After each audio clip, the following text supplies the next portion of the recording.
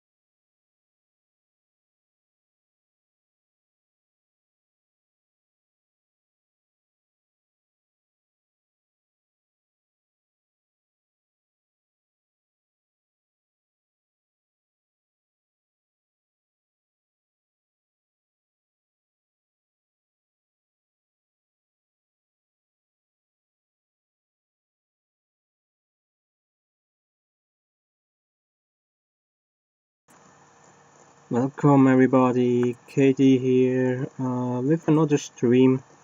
Today I have some interesting stuff for you guys. I will show you how to create circular meshes here in Blender with the very useful tool Screw. Give this guy here a little top hat or something like that, and then I will go to Unreal Engine, import it to Unreal Engine, and then I will show you how you can add your top hat to, or your accessoire or anything like that, to your character that already exists. There are two ways to do so. One way is with sockets, however maybe I will show you. The problem with sockets and Blender is that it doesn't give you the right size, so you have to change the size. That's why I'm not using sockets at all. So the one that I will show you for sure, the one version I will show you for sure is with master pose component, and I will tell you a little bit about the advantages and disadvantages using this way than to another way. And yeah, you kind of have to decide for yourself what you want to do. The problem with the size I talked about with sockets, I think it's pretty unique to Blender. Maybe if you use another software like Maya or 3D Max,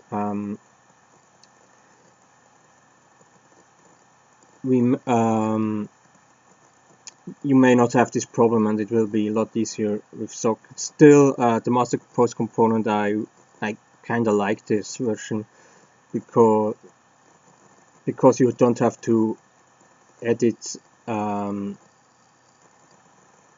edit your mesh in any way or anything. The only difference is, instead, if you do a socket, then you make a static mesh.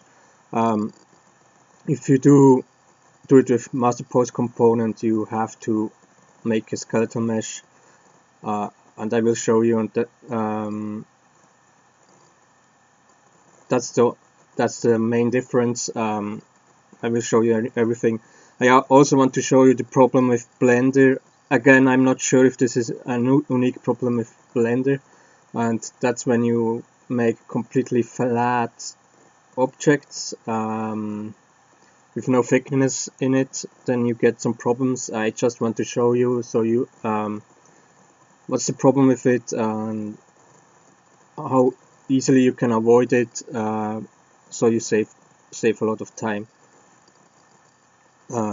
So you think about it directly when you create the mesh or anything like that, and absolutely if you use an asset from someone else or so, they mostly have no thickness to it, but you can very simple with another modifier, the Solidify modifier, you can give every mesh some thickness. So I will kind of show you how the problem about that. The second part, we will go look at animations. I will create an idle animation and a walking animation or running animation. Very simple. It's not about it looking good, I just want to show you.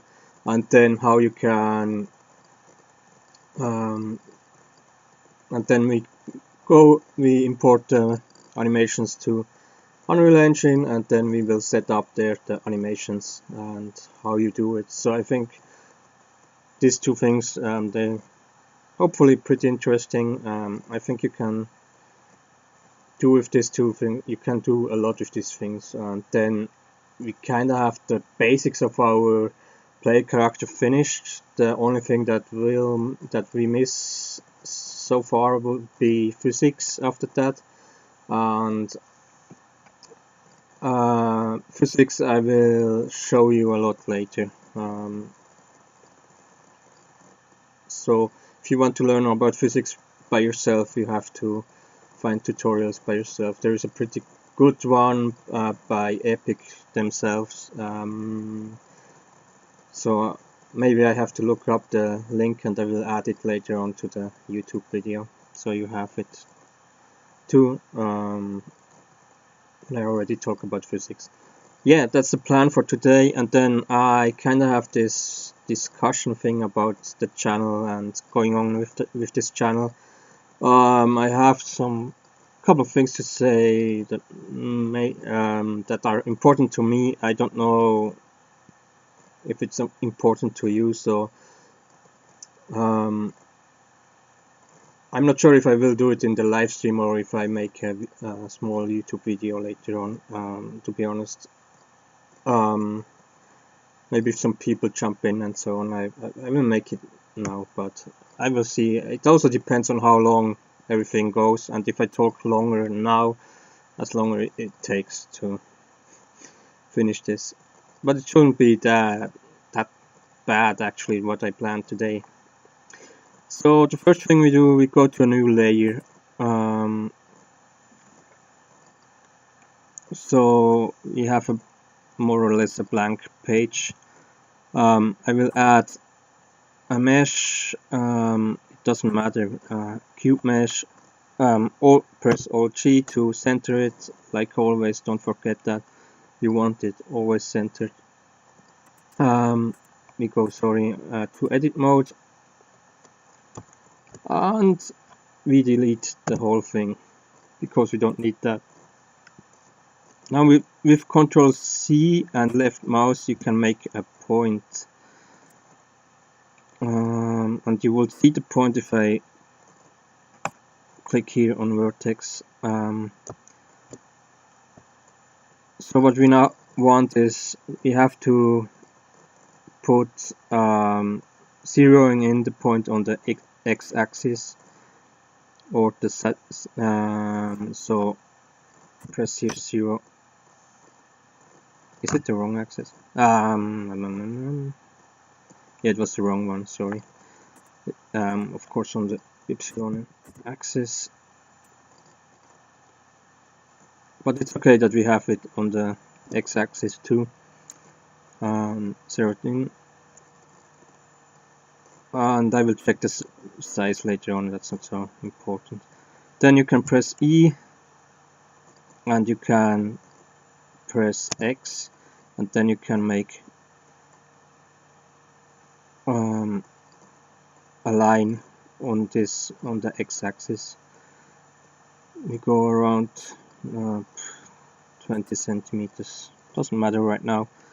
Then press E again. We go down, this time Z axis, we almost go down to the 0 mark. We press E again, we go again to the X axis, and then the top head, it kind of goes up at the edges. So we put that also in here.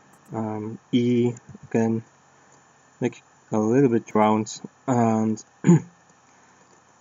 that's actually enough. If you want to give it more details, you can subdivide it, then you get more points, and you can also smooth it.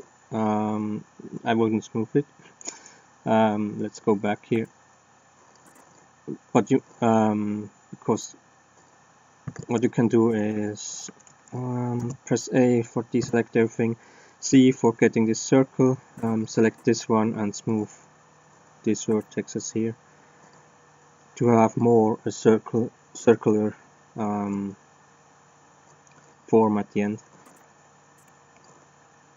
So now we go out to object mode and we add the screw modifier, and look at that. We have our head. So what we can do now I have to, yeah. So now we can kind of change the shape. Let's go back to edit mode. Let's press wireframe so we see. I would say a top hat is in general a little bit higher than this one, so I select all the points at the top, G, Z, and I can make it as high as I want to. Okay, go take a look, it's fine. And then I apply the modifier. You have to be in object mode for applying the modifier. If you're in edit mode, it will give you modifiers can't be applied in edit mode. So you have to go to object mode. We will apply this, and now if you go to edit mode, you see we got the whole thing, as we can change here the whole thing. So now one problem is here the point in the center. Instead of connecting all the points here, Blender does make a point for going circular with a lot of points that are now all in the center. We don't want that, so press Z for wireframe mode, press C to get the circle and select everything in the center. Now press Alt and M and you can choose merge the points. You can choose at first or last selected point, it doesn't matter in this case, so let's just put at first. And what we have now is 1 point.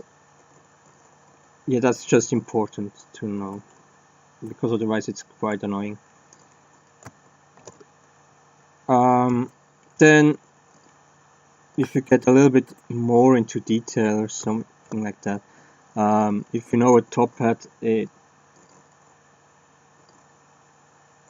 here on the sides it goes a little bit up, so we can do that actually.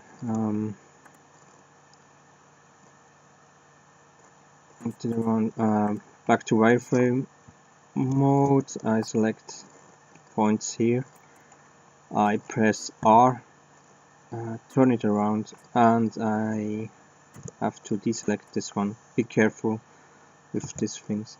So I press R and I push it up with G set, so and I do the same thing with this one here. So I did a little mistake, but it's okay because it hasn't been. So it goes a little, now it goes a little bit up here on the side. The problem what I did is I have to do the same on this side, and I haven't looked at how much degrees I used, but it's fine. It's just to show you what you can do. Mesh undo, sorry. Hey, I think that's a little bit too much. Let's see, maybe a little bit like this. Cheat set, let's go down here. And this one here up. And when we go out and go back to solid, yeah, it looks a little bit more like a typical top hat. Then you can give it some details like material.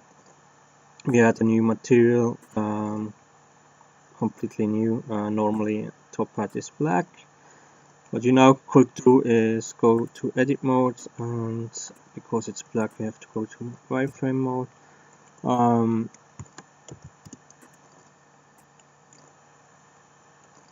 If I added here an extra line with Control E, so no, Control R, of course.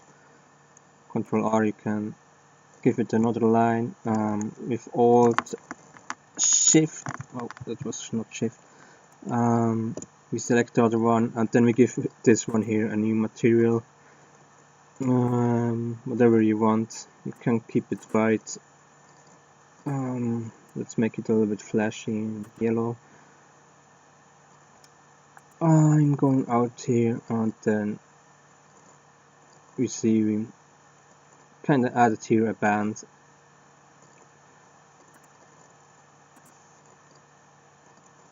What we do now have to do is to place it in the right position, and you see it's quite big, but that's okay, it's not a problem. Let's check if it's still on Alt G. Yes, okay, so I don't want to place it in object mode. I will say that many times. Don't change the position, the location, the size, or anything else in object mode. Always go to edit mode. We select everything, cheat set, we go up, and with S we make it smaller, then cheat set, and around here. Let's see, yeah, that looks. Let's go to object mode and let's look at it.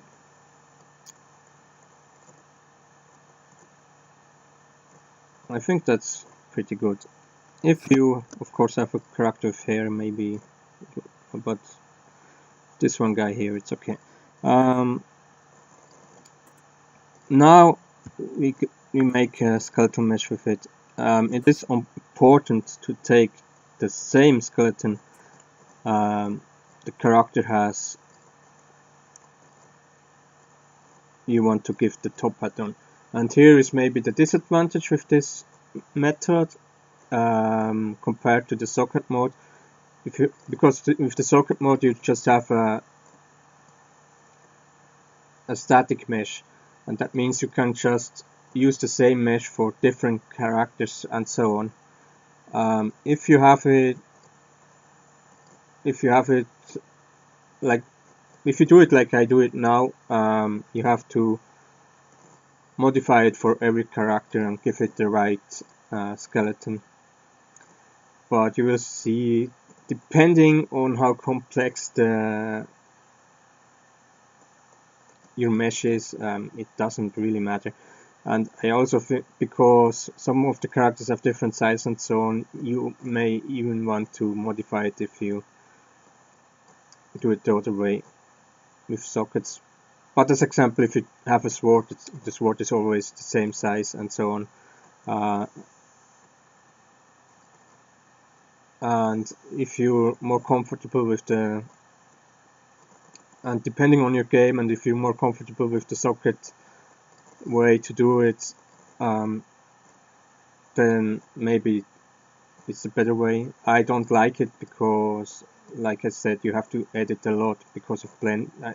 Maybe the problem is Blender. You have to edit it a lot so it looks that it's alright positioned. I mean, maybe if there is time I will show you the socket mode. But let's move on here. Let's press the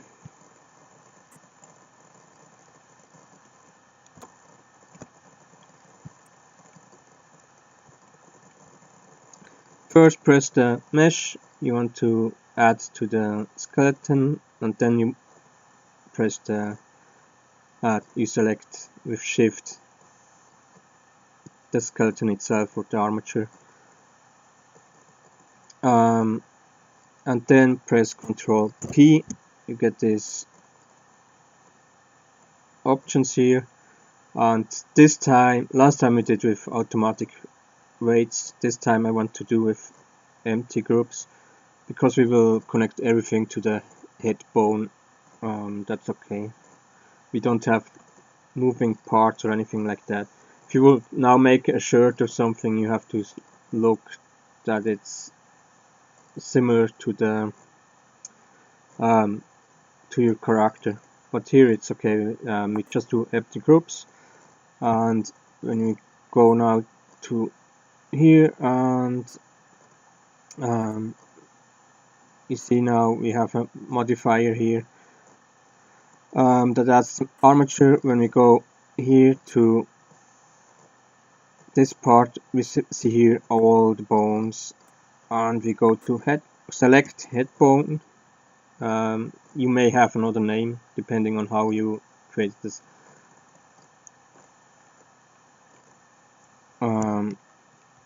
Your armature, how you called the bone names and so on, but head is the, I actually called, so you see better. One moment.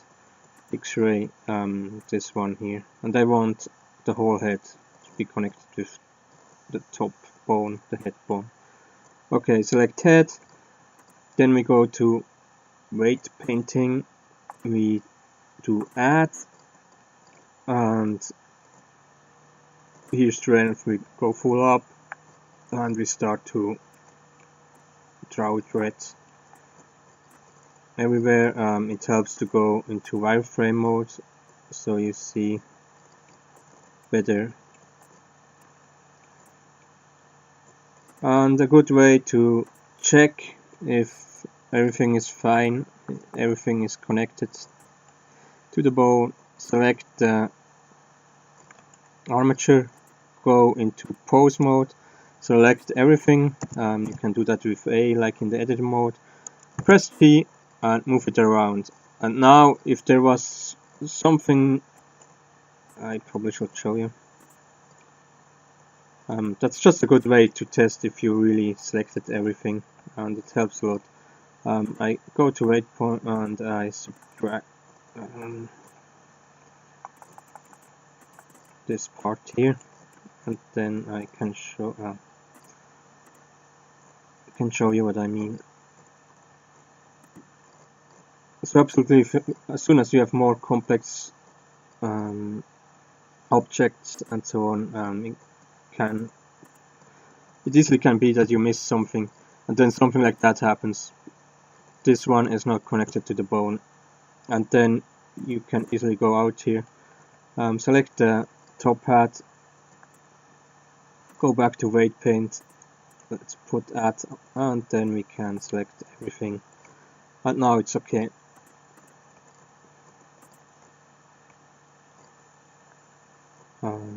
Yeah, let's come on. Select the armature, go to pose mode, press Alt G, and it will go back to normal.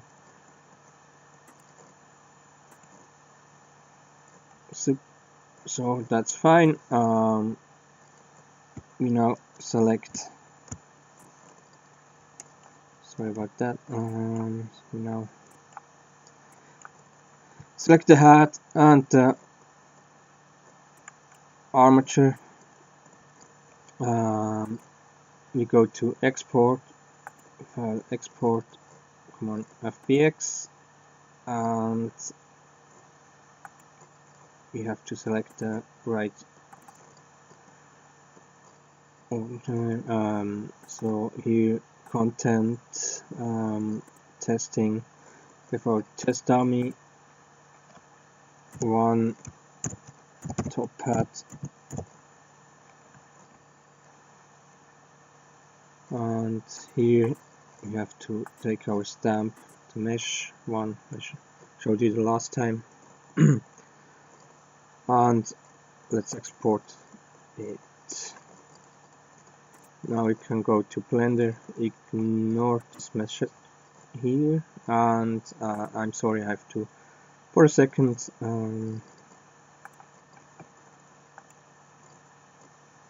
just make some adjustments.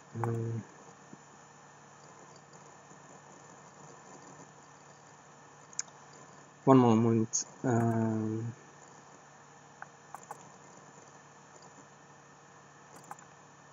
Content test. Yeah. Come on. Okay.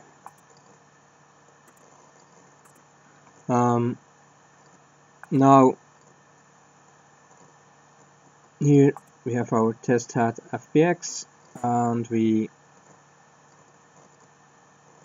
don't want it here.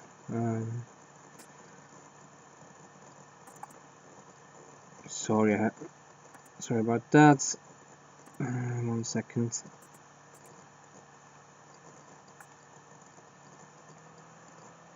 Yeah.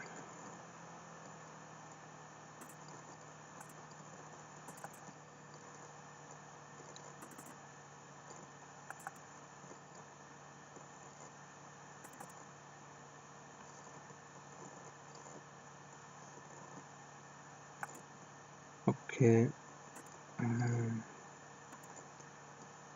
Now, select the right file folder here. I have everything in testing right now. And then press on import, and then select your FBX test dummy 1 top hat. We select the test dummy. I think we made a physics. We can select that too. Otherwise, it may make an extra physics asset, and we don't want that. We have here morph targets in and everything, and import.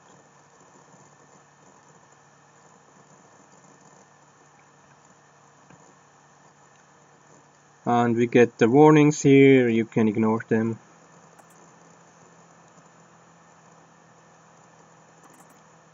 And then it always takes a while, at least on my notebook. Maybe if you have more memory than I have, it takes faster, but calculating the shades for the material, it always takes a moment.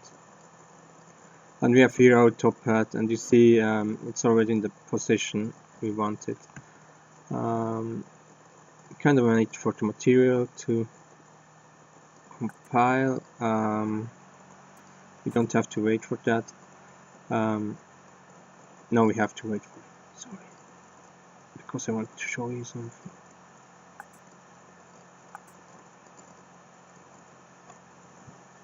Can I show it without the material? Let's see. So when we look, yeah, we see it already. Now this is the problem with flat objects. So with objects that don't have a thickness to it, I mean, if we go back to here, if we go into edit mode, and the best way to show you is the wireframe mode. Of course, if I had selected the top part, it would show you better. And if you look at this, there is no thickness to it. It's all two-dimensional here, everything. And what Blender does, and I could have shown you better without the material. One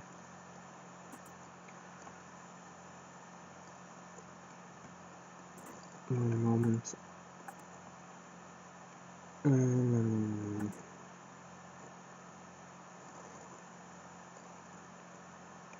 No, I have to deselect the material for I can do that in edit now. For showing you, because, or I can make this one here white.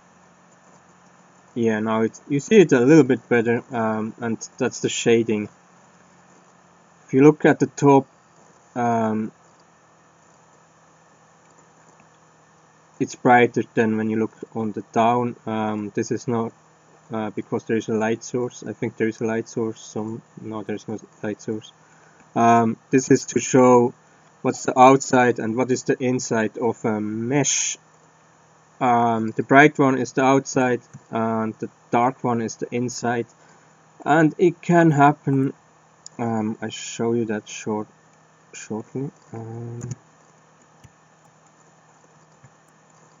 Let's see. Let's select here. Oh, you know what? It's easier. So it's like this. I will select a couple of surfaces here, and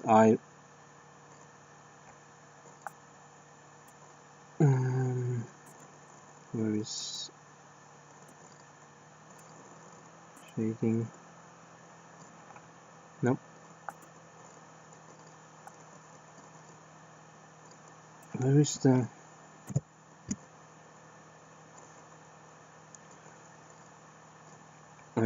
by the way, I think I can add this to another way to get rid of multiple points on the same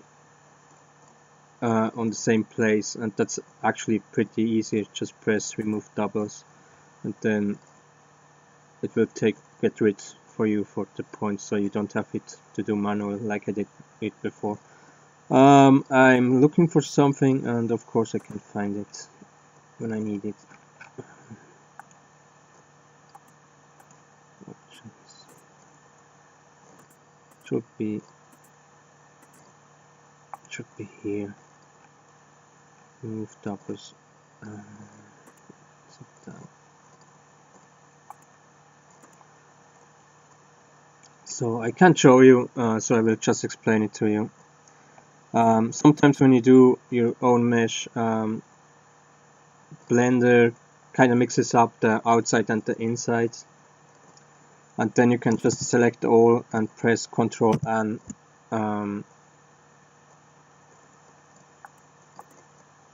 wait a moment. Yes, I can change it. Okay, there was it. Why was it hidden there? Come on, we'll show you that now. Ctrl N, and I changed now on purpose the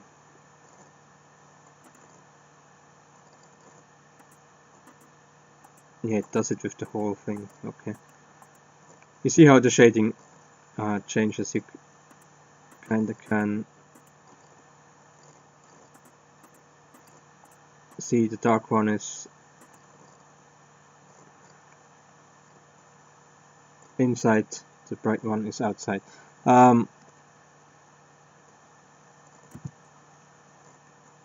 Anyway, you can, with selecting A, everything, Ctrl N, you can make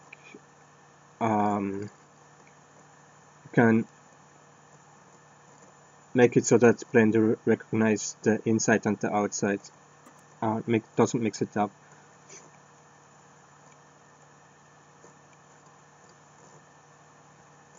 I think we come to that later on, definitely when we make maybe more complex volumes than this one here. Anyway, let's give this one here to black back, and I'll kind of save it. Okay. Now the problem is, you already see here,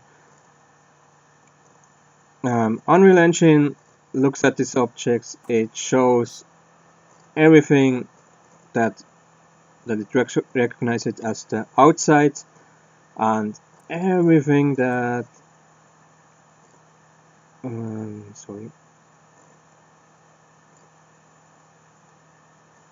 that is in the inside.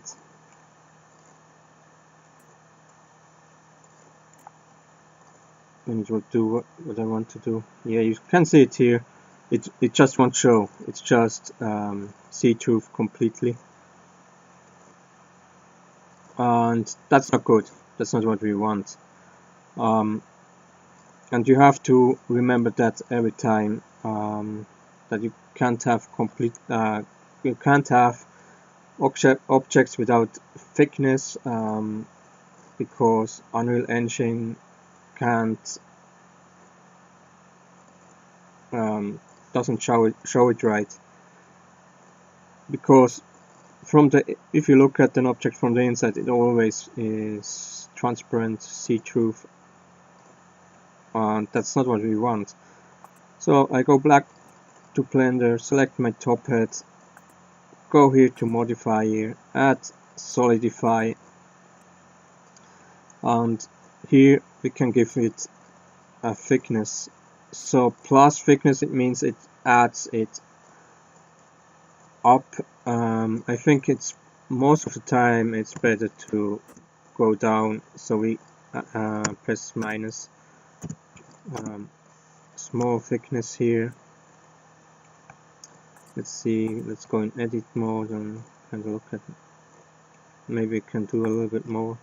0.5. Is that too much? Sometimes difficult to say. Sometimes you have to apply it to really see it.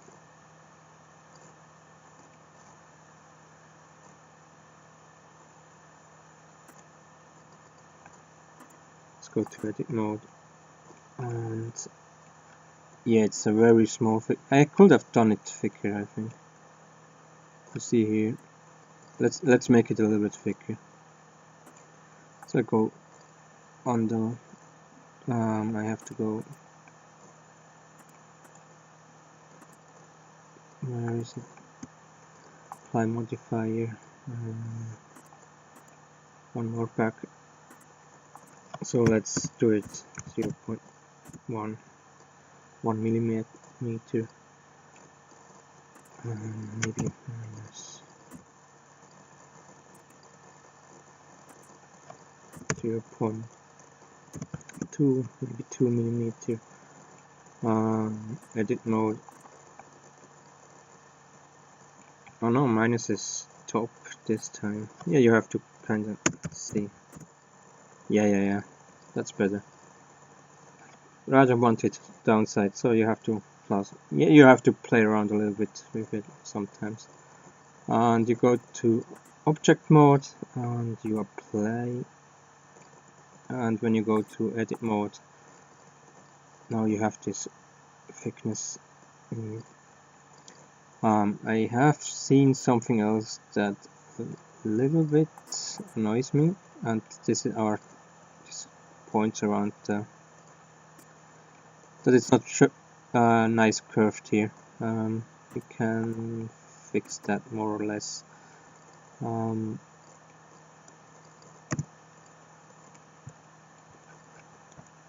I hope it's not too late to fix it. Maybe first I select everything Maybe I add one more subdivider. Or maybe it's a little bit, no, let's go back. It's a little bit over the top.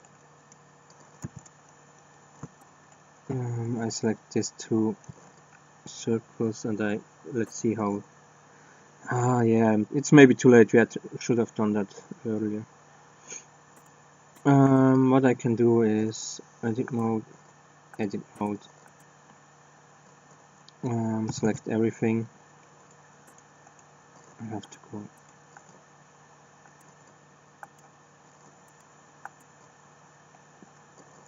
Select everything. Do the subdivider again. Smooth vertex. Yeah, that's the problem if you have kind of both.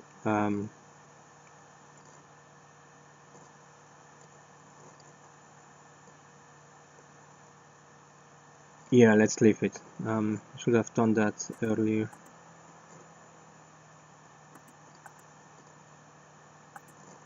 It's okay. It's only testing. And what we do now have to do is let's first save again, and then export it again. Should be alright. Test dummy 1 top hat. Export FBX. When we go to Unreal Engine, it shows us that we have a change in the source content. We say don't import, and what we can do now is press here re-import mesh, and it successfully re-imported it, and now we see it's not see-through anymore. Now it's much better to look at, except for the corners here.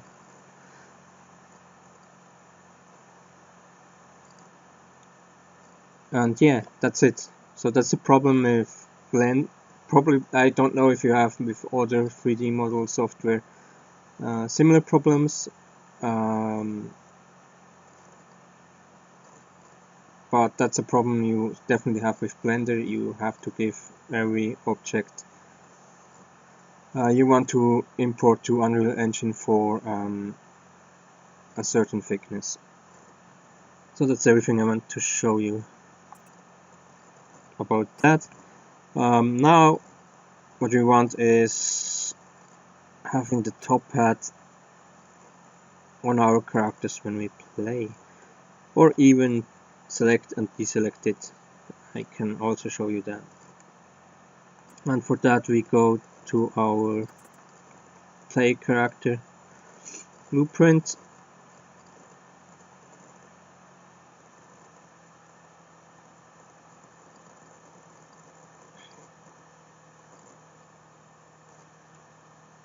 and first you can go to viewport so I can show you what I want to do. Select the skeletal mesh, the main skeletal mesh. You can rename it as body or something like that if you want to. I just keep it as mesh, and I will add a component, and I will add another skeletal mesh. I will rename it as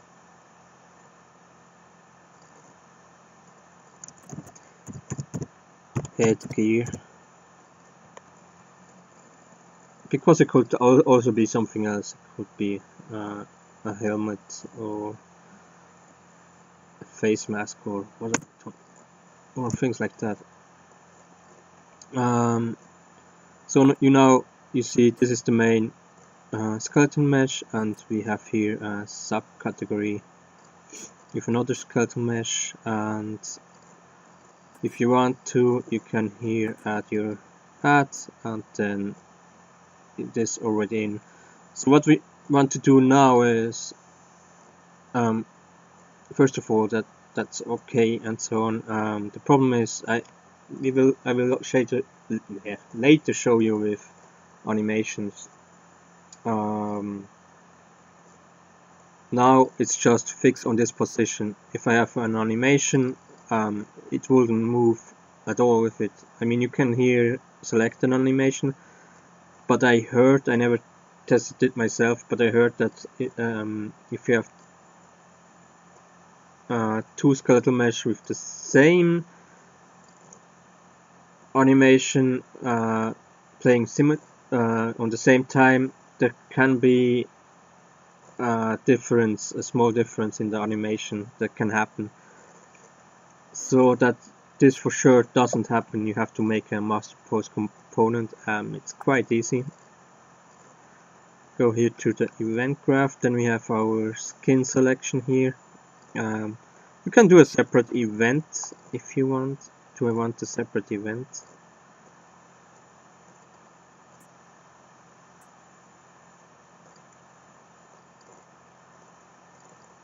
No.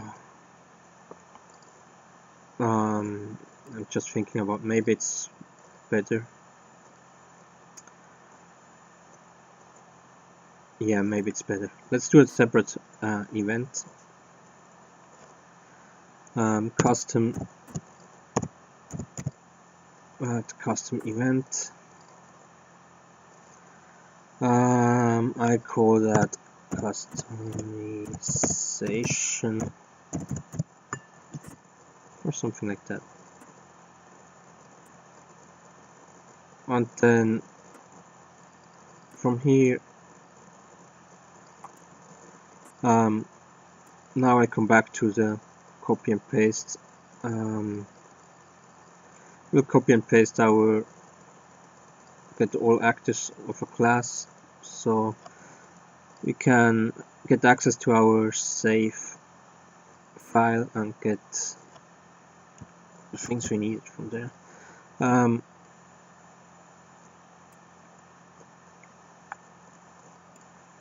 At the beginning it's not a problem, but later on I want to show you what you all can do, kind of have different variations and so on. So that's why I add this here now. Then I will here go to set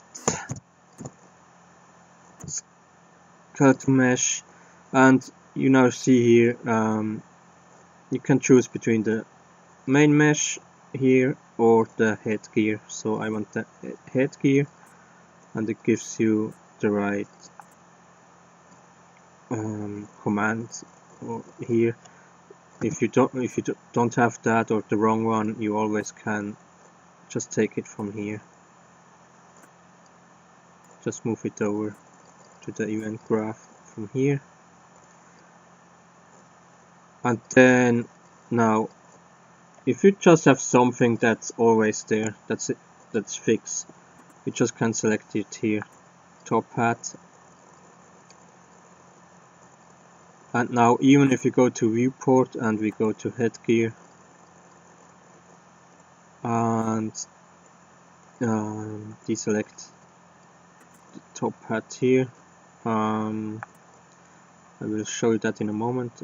One thing I have to do is, are we already in the testing map? Yeah, exactly, we did that the last time.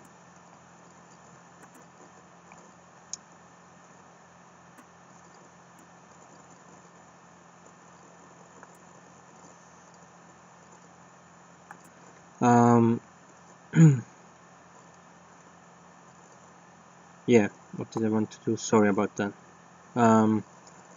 So the save, push a little bit back, and we add here our new event customization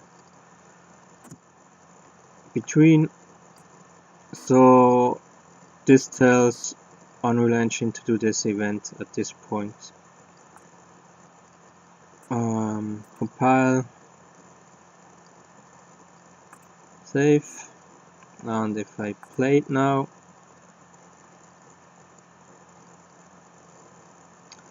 you'll see we have our guy with the top hat on. And if I tell him there is nothing here, it's back off. And now we can of course toggle that.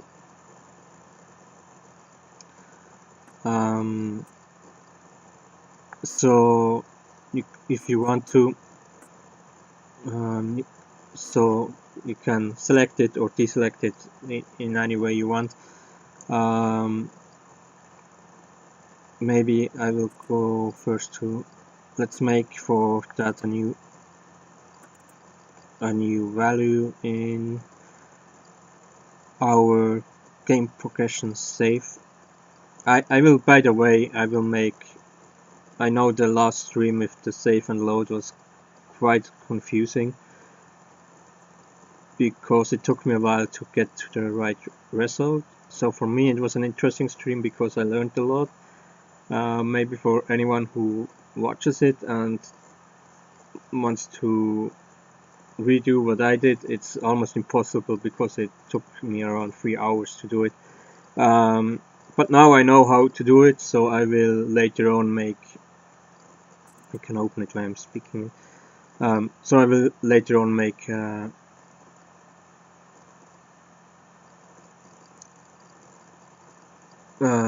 a tutorial.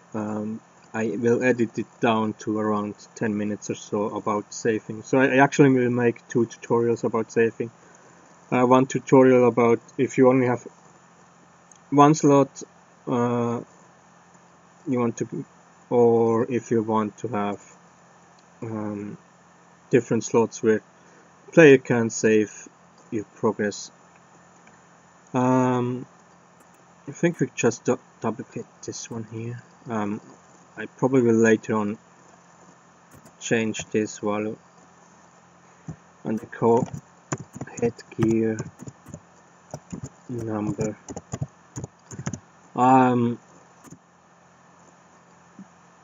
The problem is because I will have in my game different characters, so I need different variables for every character, so I will change this one here later, but for now it's okay to just have this headgear number.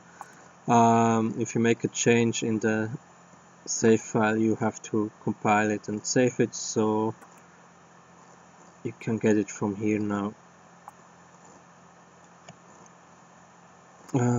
Headgear number.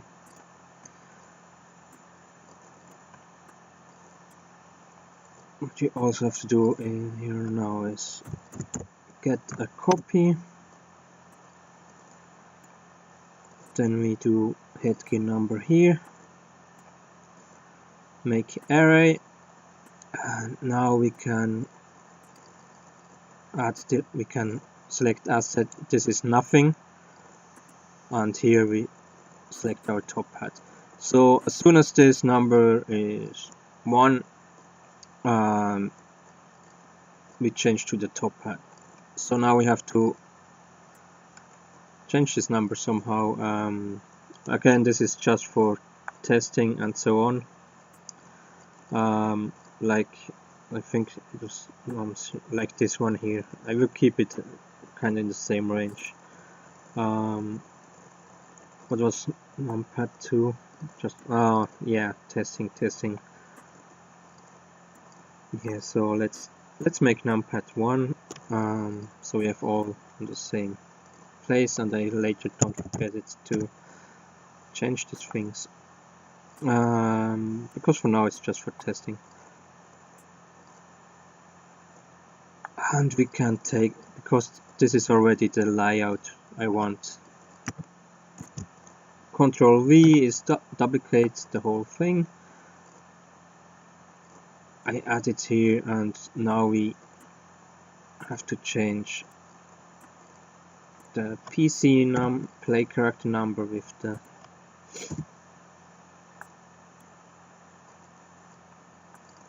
headgear number.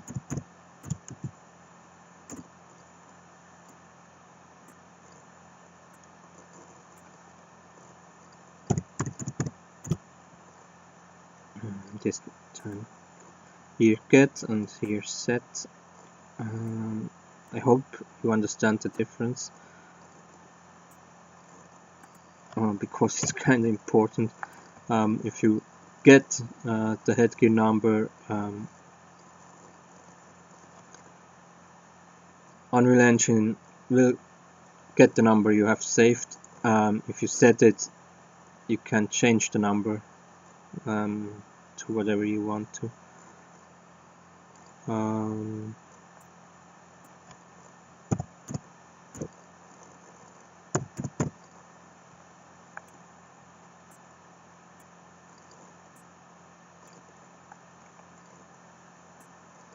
And what happens here is we have our all actors of class. I told you this is one of our most important commands we can get, because thanks to that we can get from our save slot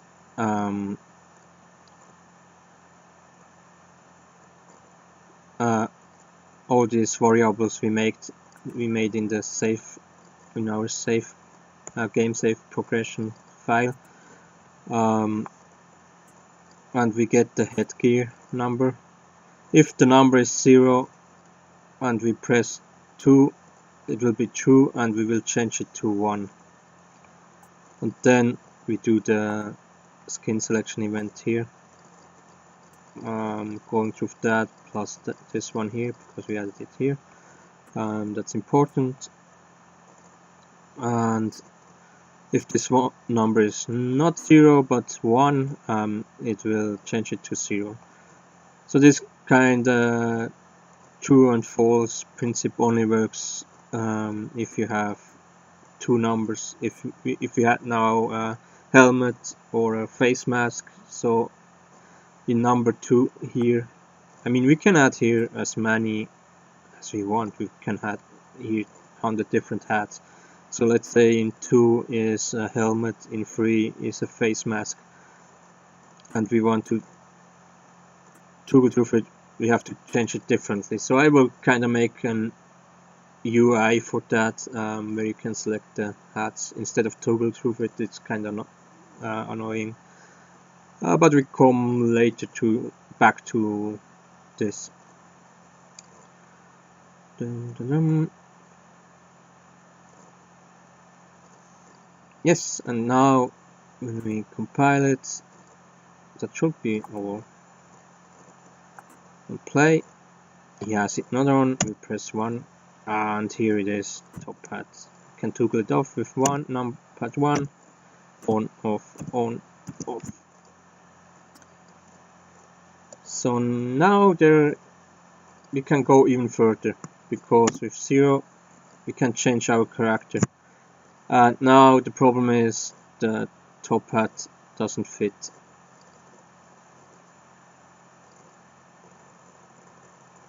And of course you can make it so it fits. For that we first have to go here.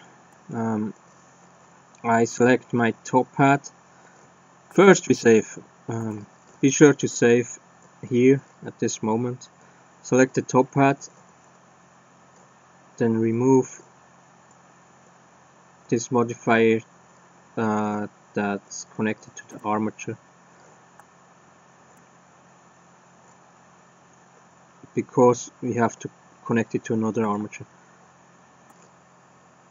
Because our other armature has the same bones and names here, we can keep that. Otherwise, if you have a completely different armature, you need to delete it.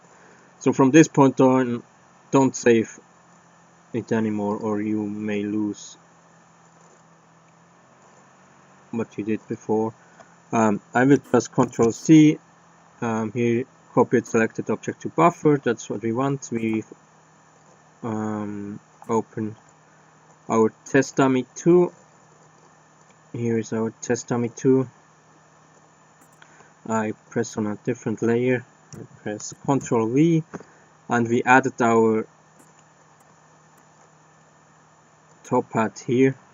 So if I didn't do that, what I did before, and don't worry now, because we loaded a new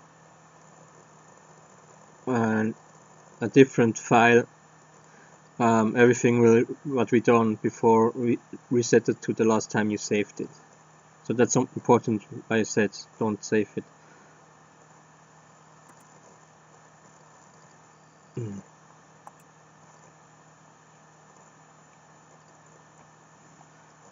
And now the problem is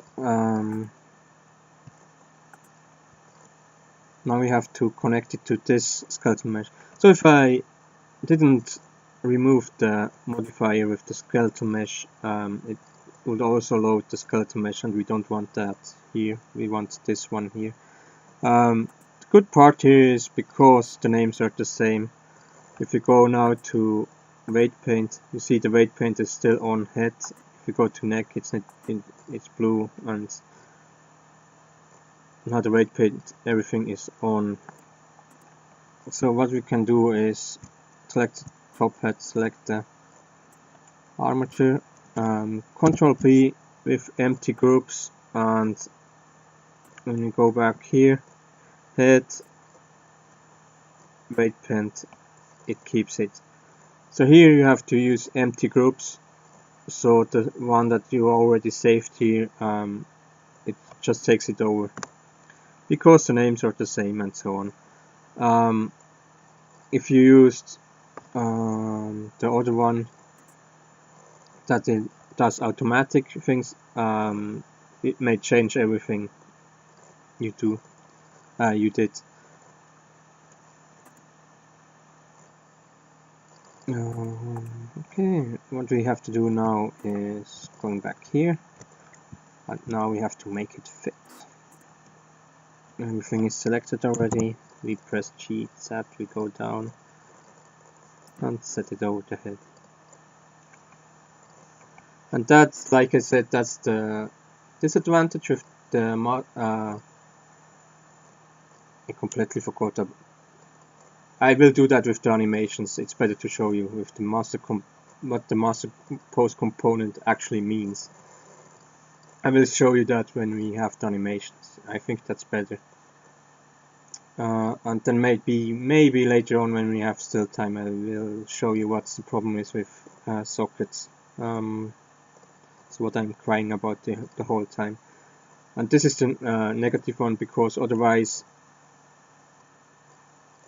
with sockets I just could take the same hat without changing these things here, and I wouldn't need to do that. But still, I think this is the smaller evil you can choose, absolutely, if you work in Blender. Okay, so I will select the top hat and the armature. I will save first and then export this one, FBX,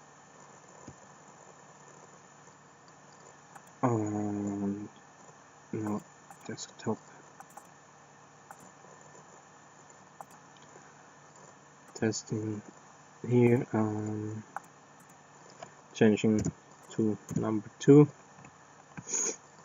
and export. And I did forgot something, not a problem, I will just overwrite it. I forgot to select here mesh, that's important, our stamp. And when we go to Unreal Engine, this command comes in, don't import. Let's go to, I have to delete the starter content, I really don't want it. I can go here to testing and import the second hat.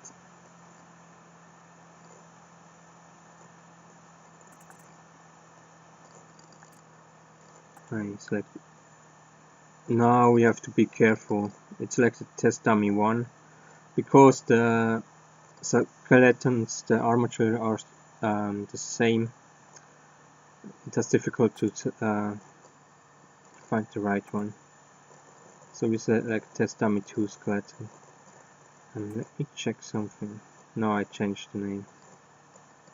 Yeah, it's really sad that Unreal Engine can't realize that. But just be careful here. Normally I don't have everything in the same folder, so if you kinda put everything in order and so on, you won't have that problem. But just really check if you have selected the right skeleton. Import it. We wait for the warnings, we ignore, and we have our second top hat. Important because the material has the same name, it just overwrote the materials we already had, so it doesn't import the same material again. If we had different folder, it would have imported the same material again. And just because of size material, think about these things. Absolutely, if you have a complex material with different textures, with normal maps and things like that, you will import it everything again, and then you have everything double, and these kind of things can take a lot of space. So just be aware and that you don't import everything double or something like that. Or if you import it, then later on select the other one and delete the new imported one. Just as little info. Now we go to our PC character. We move this one here a little bit back. What we now do here, this is our headgear number 1. What we now want is our PC number, that when we have the other character, that we select the other top hat. So we go here, we press on get, maybe you have to, we go here, again make array, we connect this one here, plus select here top hat 1, top hat 2.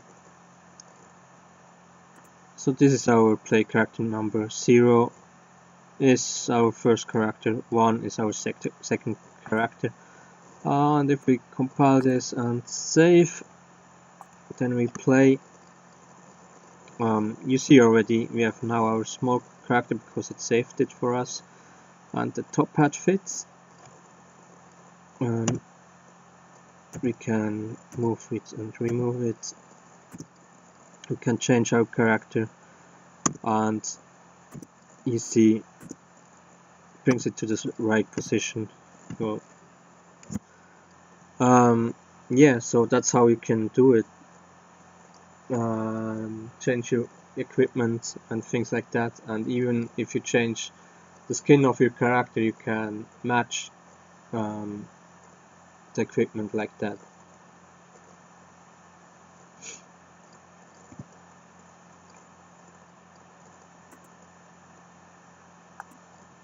Okay, so now we go to animations, and I will show you the thing with master pose components. For animations, we go back here. I think we take our other character.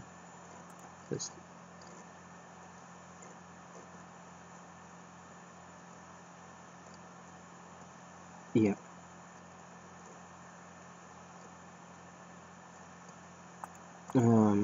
Sorry,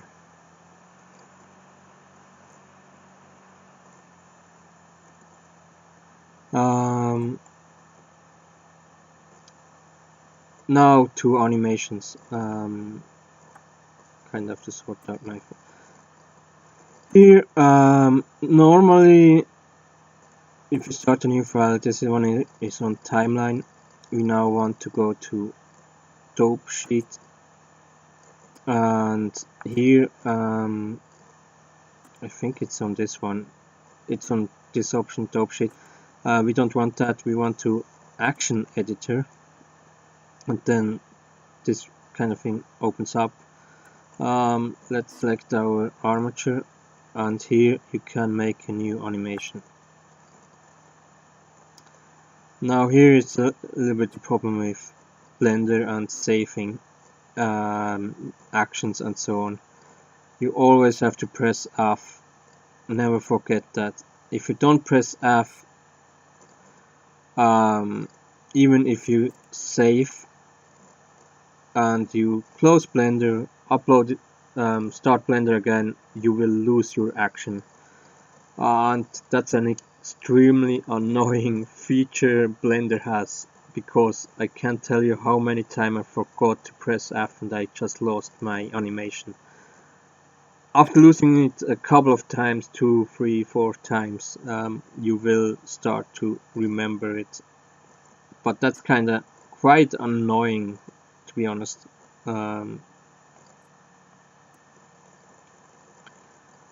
Anyway, let's move on. Animations. Here, let's not call this action. Let's make the first one our idle animation. Let's just call it idle for now, or idle test. Idle animations. If you have a more realistic game, don't make the idle animations flashy in any way. Just make it very, how should I say, very small difference in movements while you loop through the animation. Depending again on the game you have. Maybe you have a very flashy character, maybe it's not a human or anything like that, and you kind of want to have a special animations, then of course you can do it. I'm just saying that because it feels kind of really unnatural if you have a more realistic character and he does these flashy animations over and over and over again. Yes, so anyway,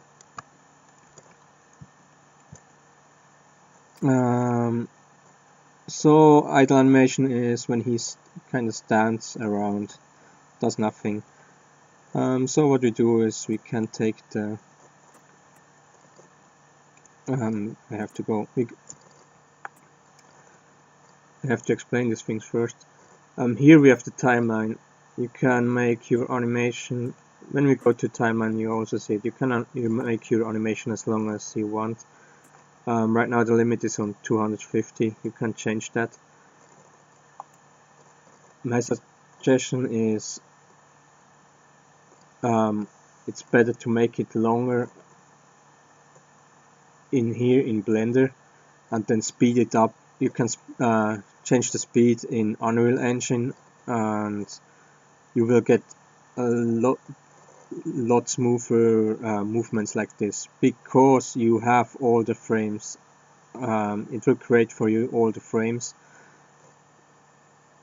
and you have just more frames. So normally if I have a very short animation that takes 1 second, I go for 60 frames normally, but if you want to, you can even more. It can depend on how much frames you want. That's just my tip. Rather make longer animations with more frames and then speed it up in Unreal Engine. I think I personally just have less trouble with that. What we do now is selecting the first frame for our first pose. We select the armature. We go to pose mode and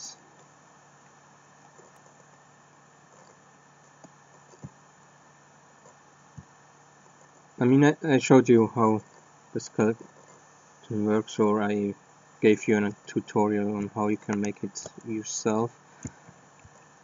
Like I said, we have here the bones that deform the mesh, and we have here these navigation bones that you use to move them at the right spot. So I selected one of my navigation bones. I press G and I can kind of go down here. I can with R change the hand. So what now is the elbow is kind of a little bit wrong. So I press this navigation ball, press G, and I can change the elbow position to a more natural one. Yeah. So, and I can straighten it out a little bit, like this. Maybe a little bit less, so it looks a little more natural from the front. Right now the X-ray is kind of yeah. See, here we have some ugly deformations, but because it's our test guy, we'll leave it with that. I leave it with that. I don't want to spend too much time just explaining this animation. I will do something similar on the right side. Maybe not exactly the same, just to have not a complete symmetry. What is more, so maybe get this a little bit forward, a little bit to the right.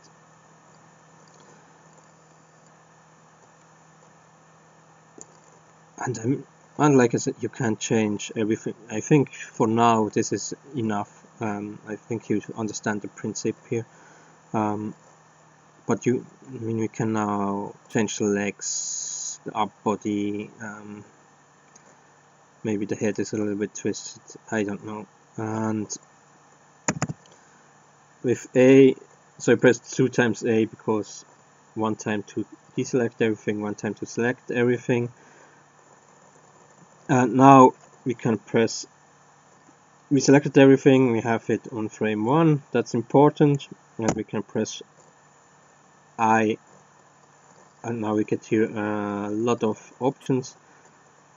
The one that you need the most time is lock, rot, scale. So location, rotation and scale will be saved, the ones we did right now. We press that and we now see we get here our yellow thing. So if I press Alt T and go to my T thing and I go back here, it saved our new form.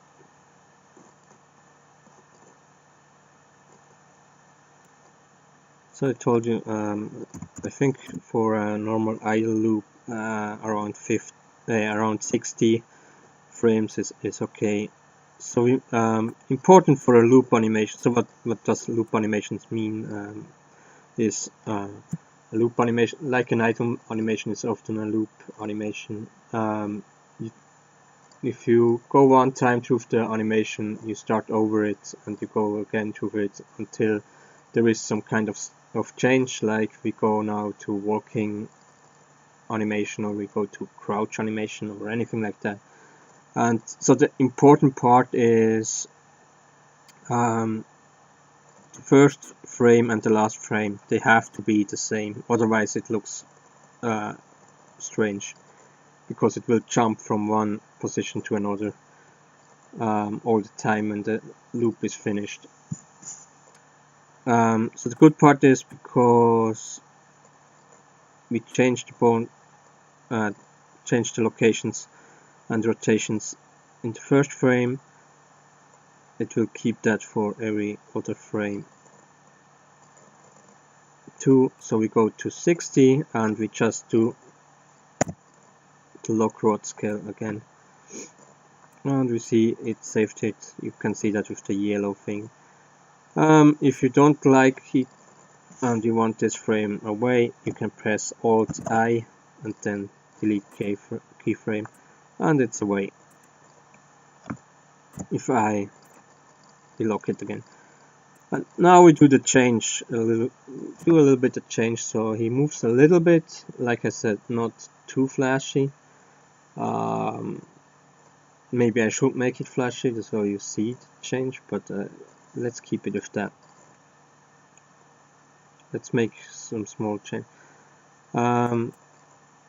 So his arms move a little bit. Maybe only rotation. No. Small, just a little bit. Maybe this hand goes a little bit down.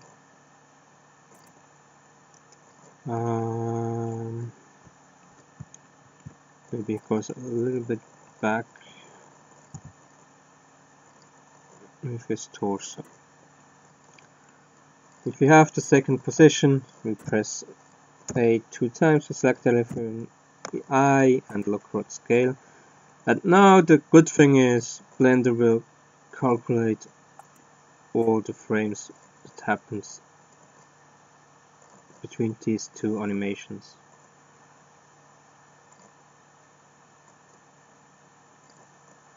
If you want to change a frame, you can do that easily by selecting it. If there is something at 15, you can change it here, lockrod scale as example.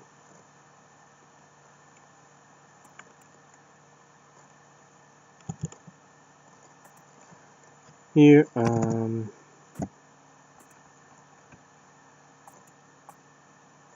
now he pushes the arm out there.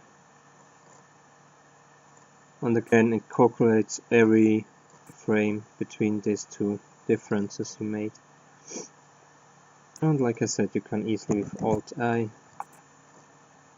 deselect it. And then it should go normal. So maybe this is already too much movement, but we keep it with that. We save it. What you also can do, but I never do that actually. Is it in here? No, graph editor. You can kinda change how the frames between your created poses should change, and because I don't really use it, you have to look up that for yourself. You can kind of change the speed. You know that the change at the beginning is slower, and then at the end it gets faster, or something, things like that. But I almost never work with that because you can do everything. You just have to do more poses, but you can do it everything. If you have something that slowly changes and then fast, you can't just take more frames, make that the slow changed pose, and then you take less frames and you make the other pose. I just saw I missed the 30, did it at 31, but that's okay. It's also kind of like, if you don't do it symmetrical, it actually looks more natural. But anyway, did I save already? Let's save again. So I'm back in my dope sheet. You see here, we also see our animations. You can also go down here, and you see everything. All the bones are here. Now, I hate it so much. Sometimes I don't understand it. Now it made another command with just idle, whatever. We press here plus. We call that walk test. Don't forget to press F to save. Let's delete all. No, not delete. No, delete. Delete keyframes. Delete keyframes. Delete keyframes. And we kind of will make button again. We make this walk animation.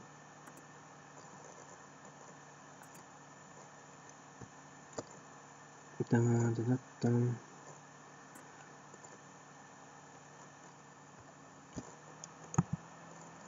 I make it very simple. So first we take one leg, push it up a little bit. Now important is Unreal Engine 4, it does the forward moving for you. That means you can stay at place with the animation. You don't have to go do the forward thing too with the simulation, with the animation here in Blender. I mean, I will show you. Right? We just make it really at one place. So we take the knee in here a little bit, because otherwise it will look stupid. You maybe take the opposite arm and kind of go up a little bit with that one. This one straight. Let's have it a little bit away from the body. Maybe the upper body is a little bit forward.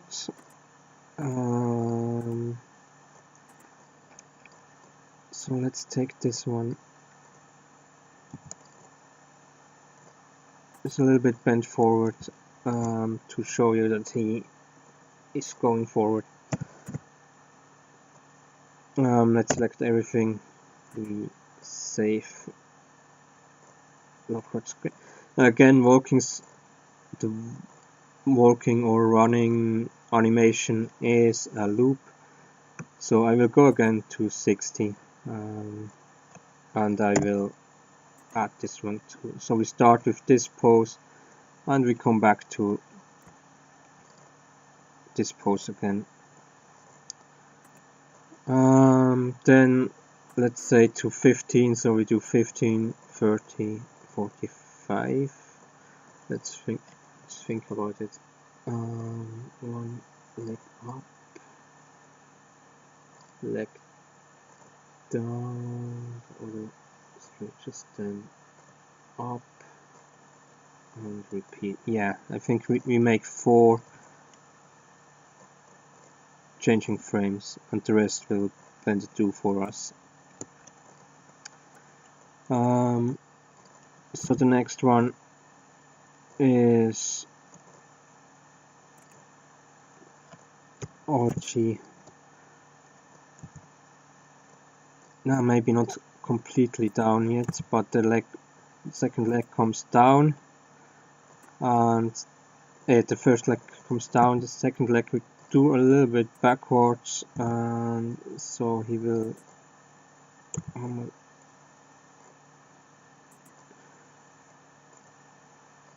Yeah, I have to see how it looks like after. Then this arm also comes back down.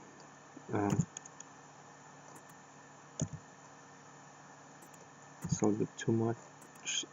And this arm, it kind of goes for now back a little bit. Yeah, something like that. And we select everything, upward scale. Let's see how it looks like. Yeah.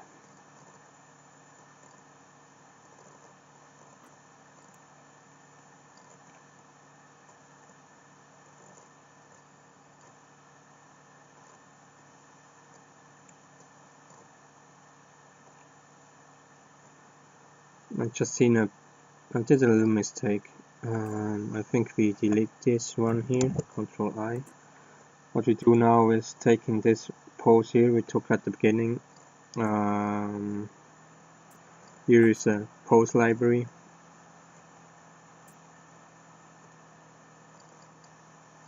And what we can do now is replace pose 1. I don't know why there are 3 poses already. Let's delete this one. So I just added this pose here to the pose library. Now it's called idle. Whatever. Blender does sometimes what it wants to do. I have no idea why. I have now a test dummy action. Whatever. Let's save this pose library because we anyway need it.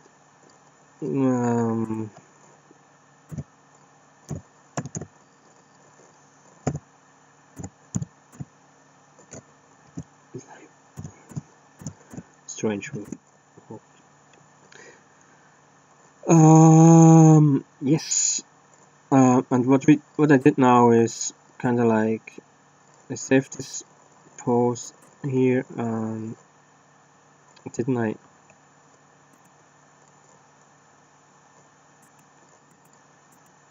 My unit not working right now. Then I add a new one, whatever, and I can now see this pose is now saved, and I can put it anywhere I want and change it. So I will later need it for adding it to 60. Here at 60. I don't want to do it right now because when I do it right now the frames change here, and I want the same pose like I have here.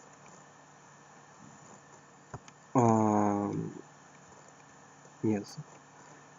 So now this leg goes up.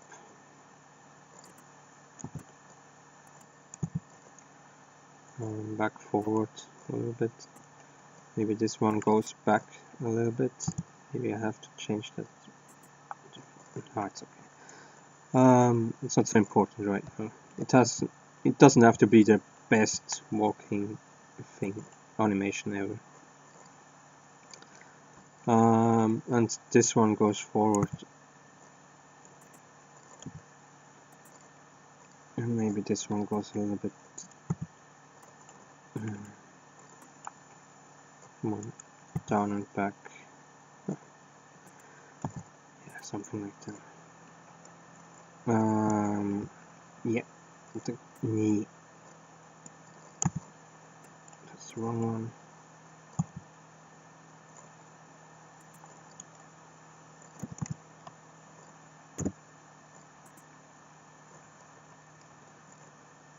So let's look at it. First leg goes down here, and then the second one goes up. Right now position 45 is second leg goes down and first leg goes backwards.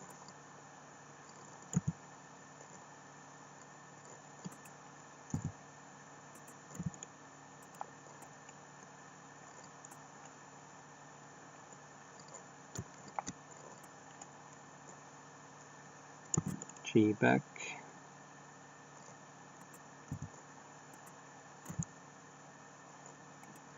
Perfect. Or more or less perfect. Perfect is something else, but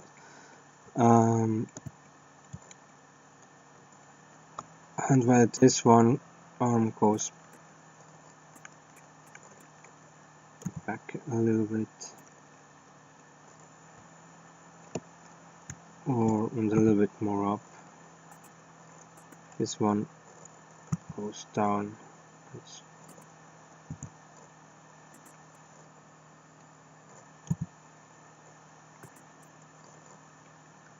Something like that. We look at this one, and then we take the one we saved in the pose library, and that's our first frame again, the last and the first one. Yeah, something like that. What you can do now is going back to timeline, and then you can have your display thingy. Yeah, I mean, for testing it works.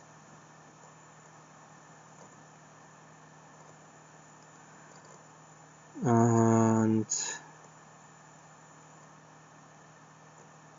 yes.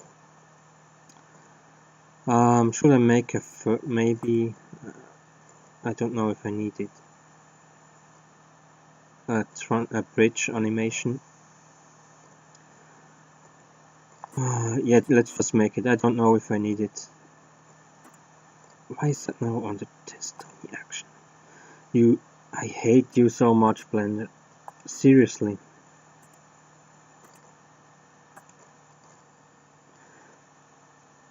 This is hell with Blender.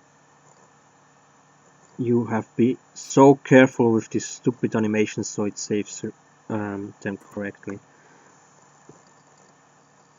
Okay. Idle to walk test.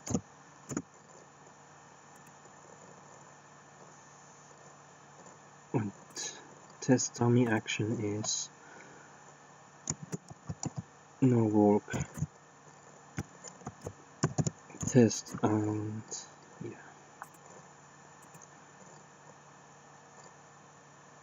So idle to walk test. I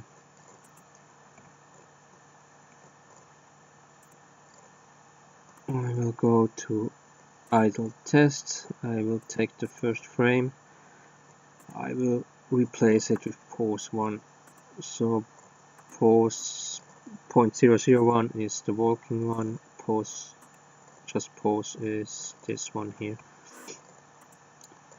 And this is bridge animation. I go from the normal pose I have here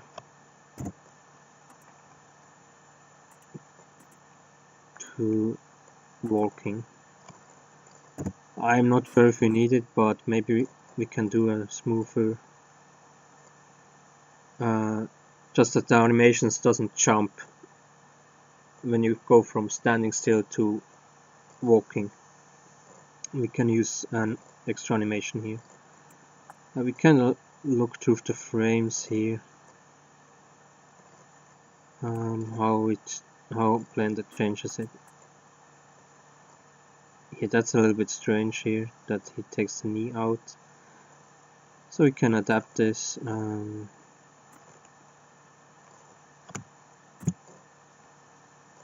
By going a little bit more faster inside with the knee.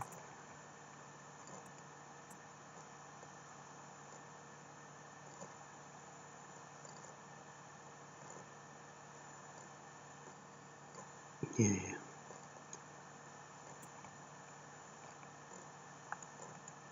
Then we save everything.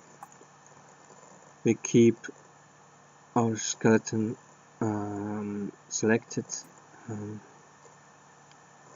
We export it FBX.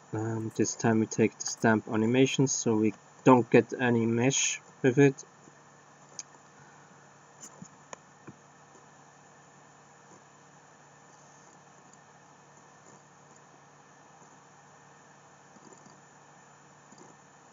I want to do something else, but no, I was just thinking, should I show you again? But no, it's okay. Or otherwise, just ask. You can just ask. Projects, and he testing test dummy 1 animations. Export it.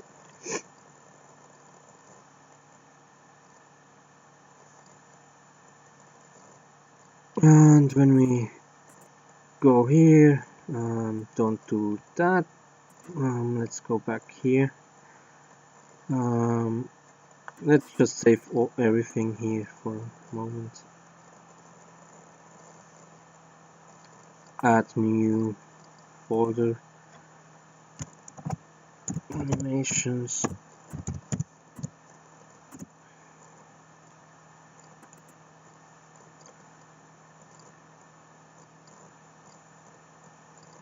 And we go to import, and we have here our animations. And now you see it looks a little bit different. Important part is you have to select the right skeleton.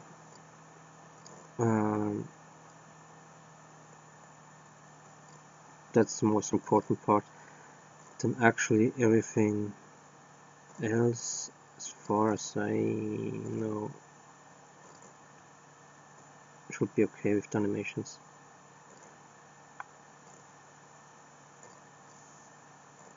Yeah, let's test it, otherwise we will see if something went wrong.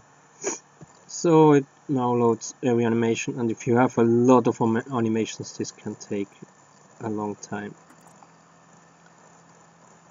So you can go in here and look at it. Ooh, yeah, fuck, sorry, stupid knees, could be better.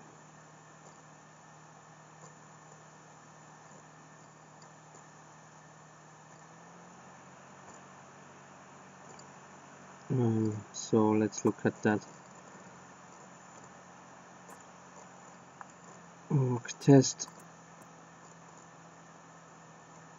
Yeah, here is the problem.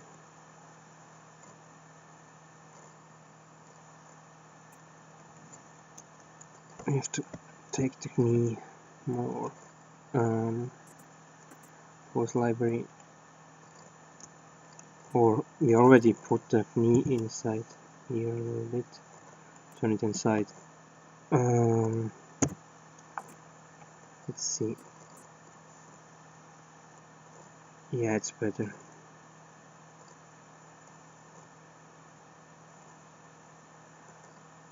Yeah, I think the knee position is from the beginning a little bit wrong, but it's okay for now.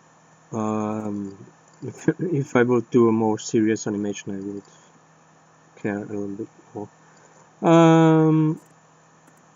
Yeah, anyway, I can show you how you can overwrite animation easily. FBX, test dummy animation, stamp is alright, export FBX.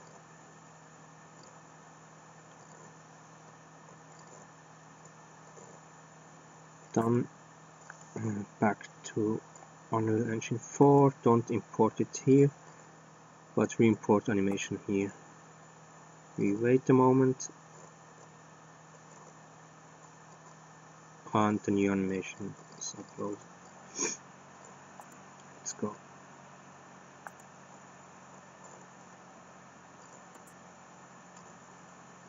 Out of here, let's save all. Save all. Now we need a new animation blueprint. Here under add new, then animation blueprint, then it asks you which skeleton you want. So every animation blueprint is connected to one skeleton. That's important to know. Absolutely, if you just want to copy the blueprint, if you just duplicate, you can't change the skeleton later on. That's a little bit the problem and annoying part. So we select the one, test dummy one, test dummy one, animation blueprint, and we go inside here.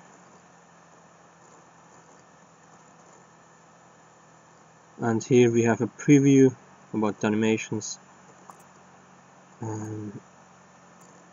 Here we have our output. So what we have to do here is add new state machine, and in here we do our animation. So that's the entry point. We go here to our first animation, and that's the idle test animation here. And we connect this simply, and if we compile, we have our idle animation selected. If I no, it's not that easy. I want to show you. But in here,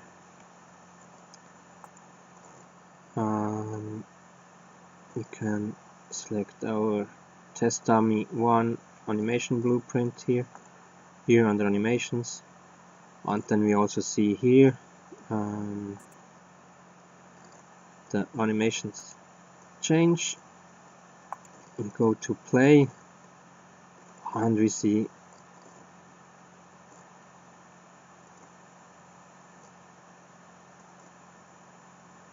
all the animations work. And now here comes the thing with the master pose component I was talking about earlier. You see the hat doesn't move. I mean, do you see it?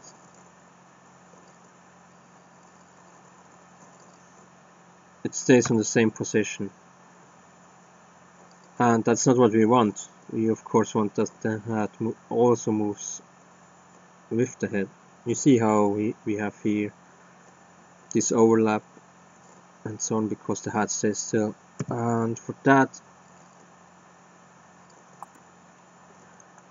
we have to add a very simple command here, and that's master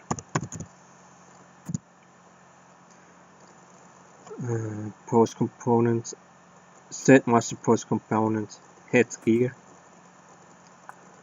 So now it's a little bit annoying, we don't need this one 2 times here, you can just ease it. And it's extremely simple. In the target we use our headgear, our sub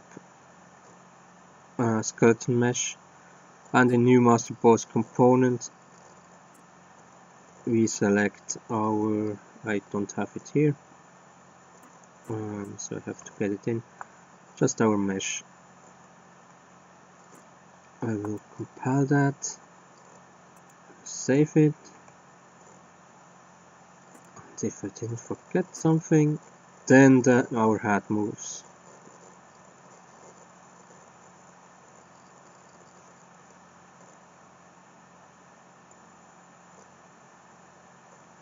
Now the animations are also with the hat. This also works with if you have a morph target that has the same name in your sub skeletal mesh and your main skeletal mesh. With master pose component you can change it at the same time. That means when you change the morph target for the skeletal mesh, it will also change for the main skeletal mesh. It will also change for the sub skeletal mesh. This also works with physics and so on. So this is a very useful thing.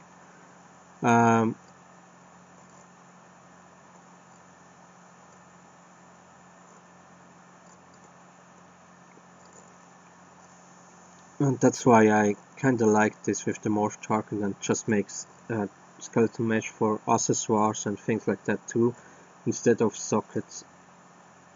I think I have to at the end show you what I mean with sockets. Maybe. I kinda don't want to because I don't really use it and I'm not sure if I do something wrong. I mean, you also can look sockets up in tutorials on YouTube and you for sure will find something that will teach you how you do it. Like I said, the main difference is with sockets you can use normal,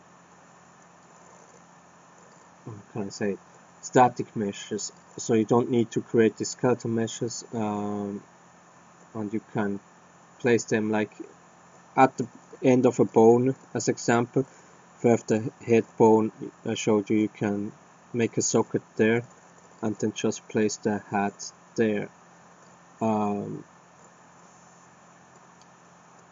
So that's alright. Absolutely, if you have equipment like sword, weapons and so on,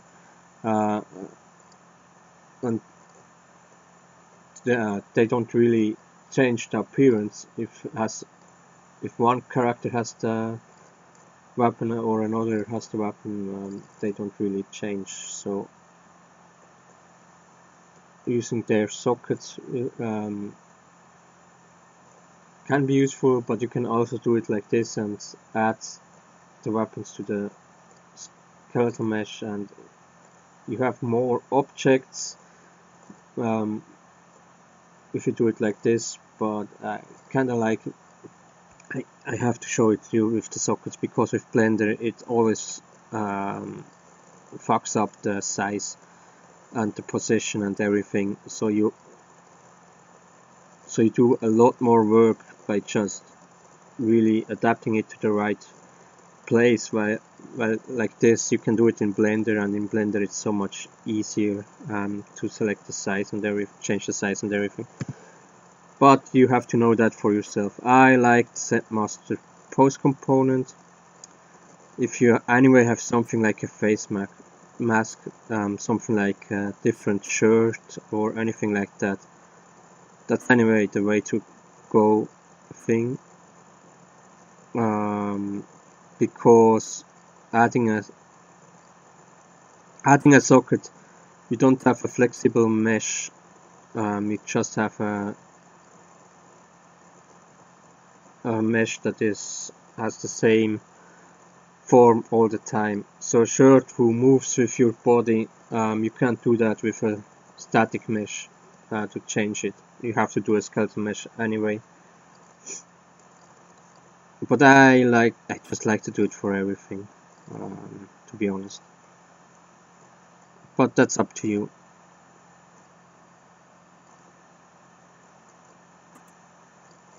So now I go here to event graph, so I can add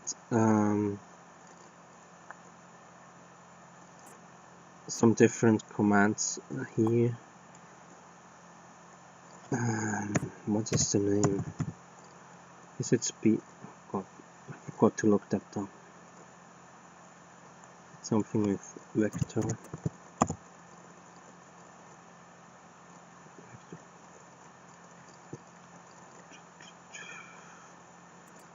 Now I'm back with being not prepared. Can I find it by myself? Probably not. So what I want to do is change the state from idle to walking as soon as we move forward, and for that I need the speed of my guy, and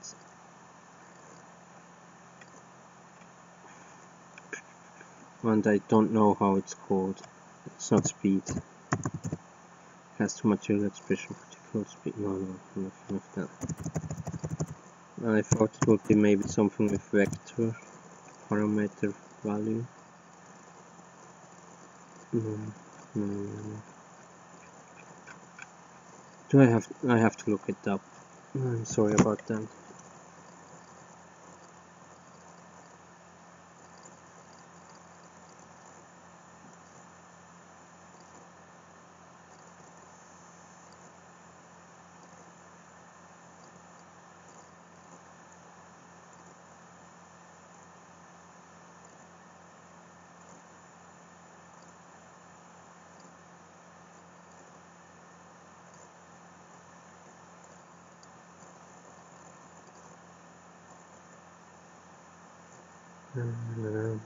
I hope this is the answer here.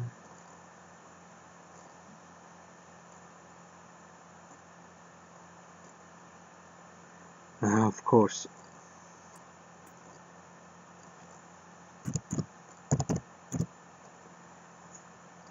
Or not.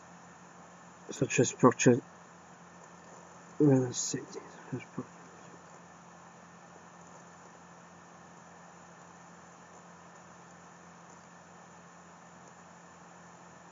One moment.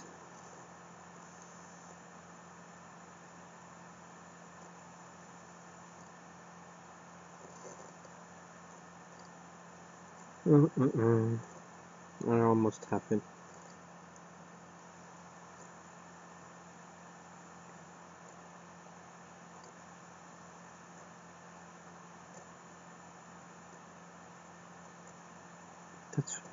too complicated. Not the one I want, right?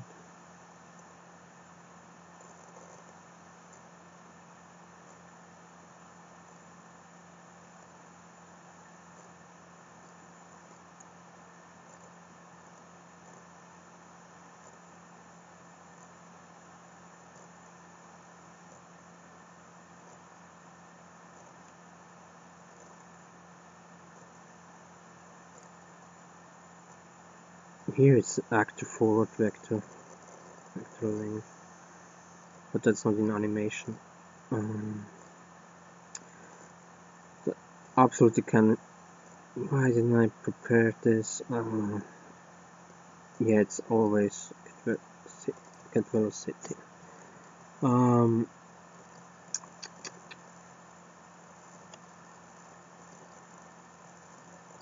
Maybe animation blueprint.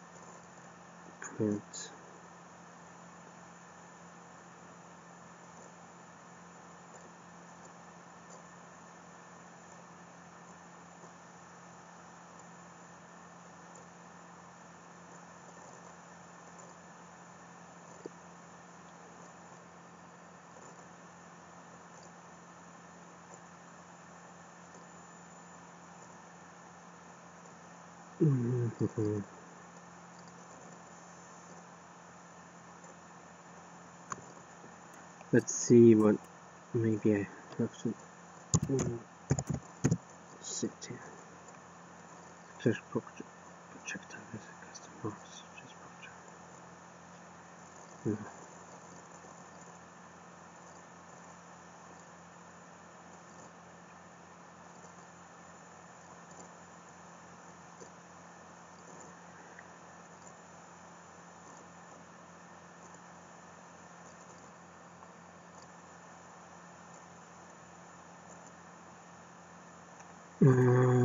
Let me check something else here.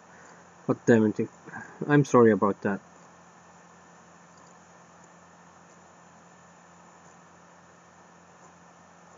Maybe I have to end it here so I can go look it up properly.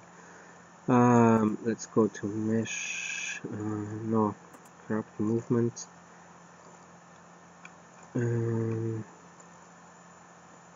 Not jump center. Jumping, general settings, acceleration. Maybe corrupt movement. Let's see.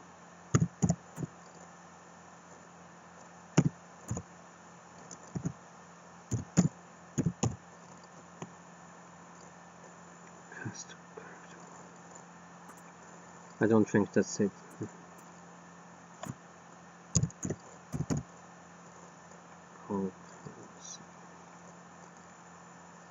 Get jump velocity.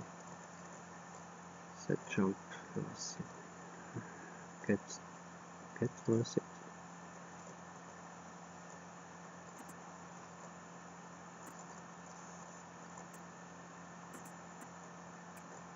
Then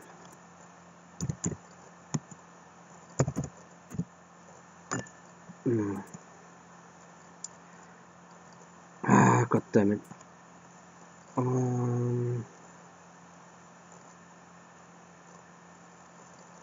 I think maybe I find it. Otherwise, I think we can finish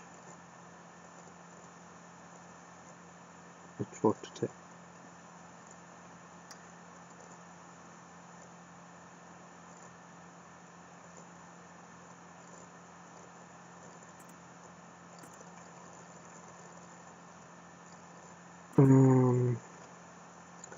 Animation blueprint is a special blueprint. Blah blah blah. I don't want that. Let's see.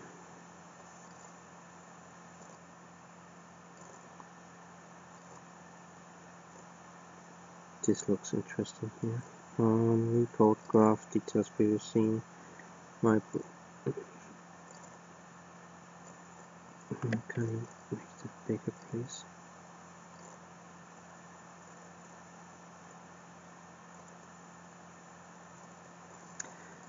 try.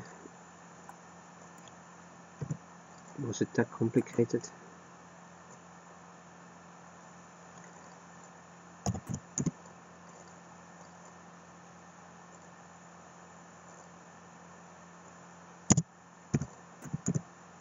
Try get pawn owner.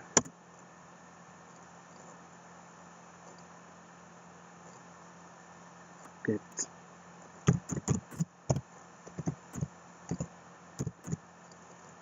movement component.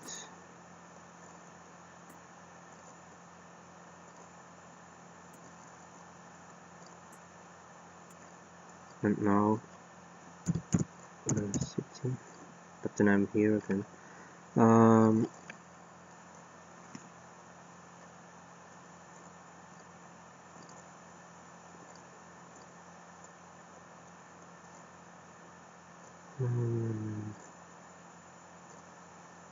We have here.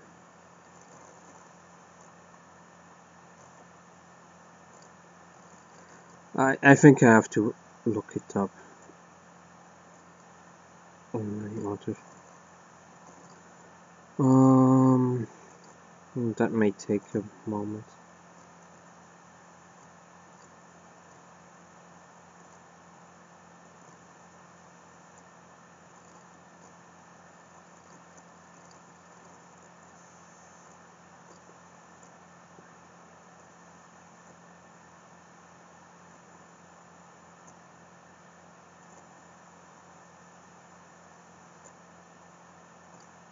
Animation blueprints.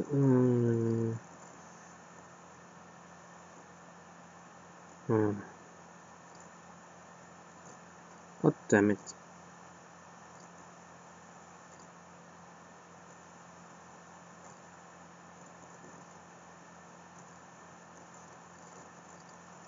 Should I do that the next time?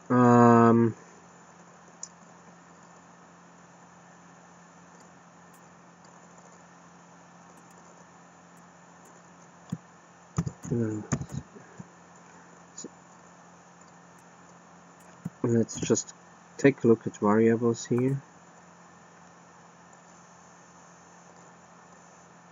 Here's velocity, get velocity, text, planner, movement components. The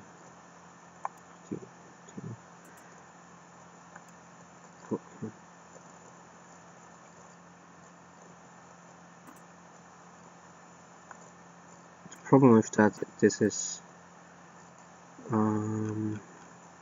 breakdown, or maybe I know how I can do it.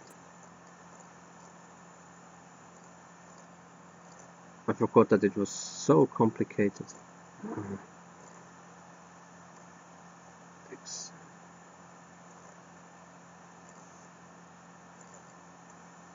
I have to look it up how to do it. I'm really sorry. Let's forget for the walk animation for now. I don't like that. What can I do otherwise now? I showed you everything with the hat.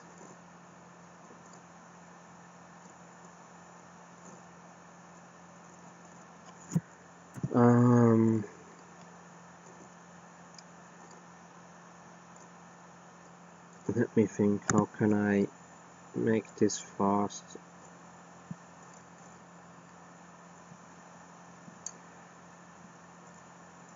God damn it.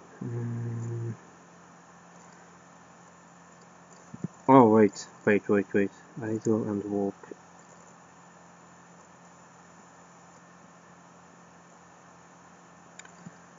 Here it is, or at least it seems to be.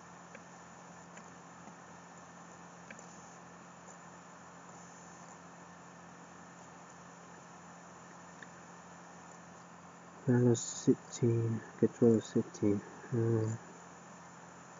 Try get pawn owner. Direction. Okay, let's try this. Try get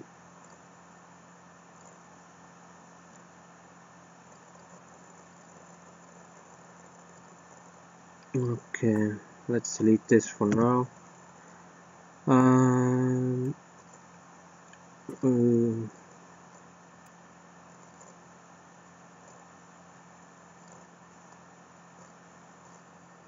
Yeah. No, it's not that complicated actually. Here, get this velocity, and now I can get the vector length.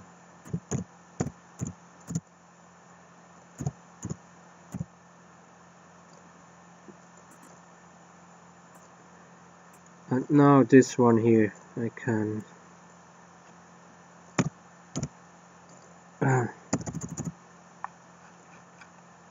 promote to a variable, and I will call this speed, and just set it here. So this one is like event tick. It will always actualize the speed and so on. Yeah. Then I have to look something else. It's setting the same one.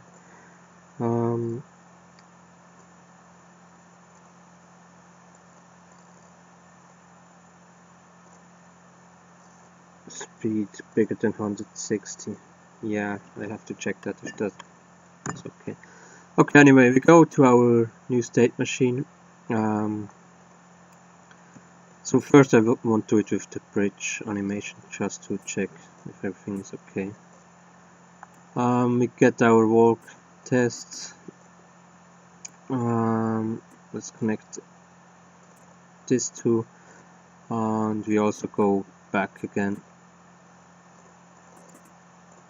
I will take our new variable speed, get, and then make the command if it's bigger than 160,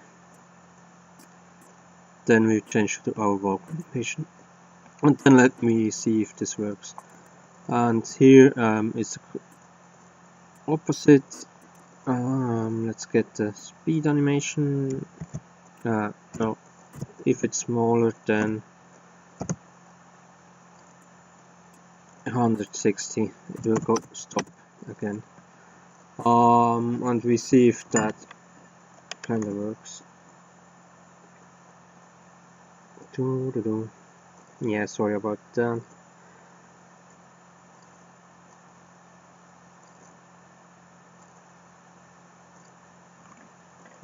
We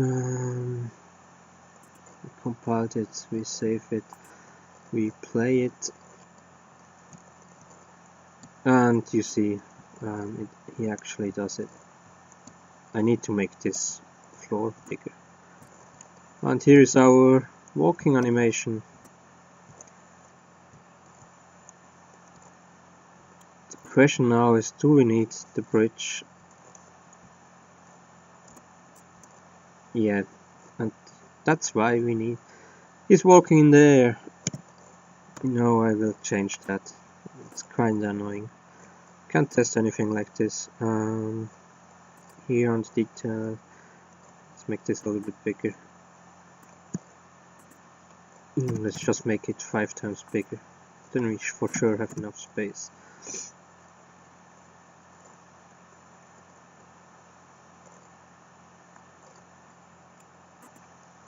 Let's play it again.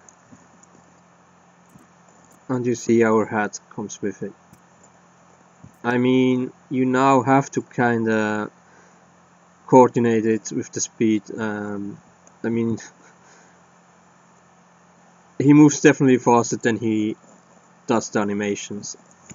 So what you can do is going back here to the new state machine.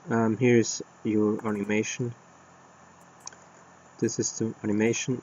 You can here on the right side add some options. You can say, is it a loop animations or not? If it's not, it just will do the animation one time, but it is a loop. And here you can play rate, you can change this. just double it for now, then we see how that looks. And from here it's of course a little bit optimizing everything. Yeah, now the speed matches more, better. The question could now be, is this fork movement, is it as fast as it is right now? Yeah.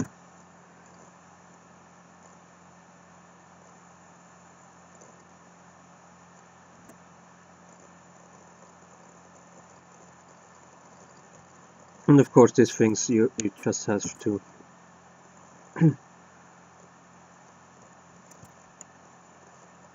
just change it and test it until it's perfect.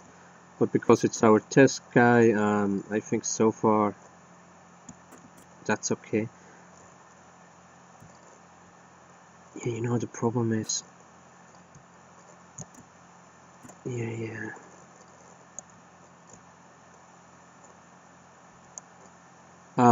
I can now add, just to show you the bridge animation. I'm not sure if it will make a big difference. I'm going to my state machine just to show you how it works.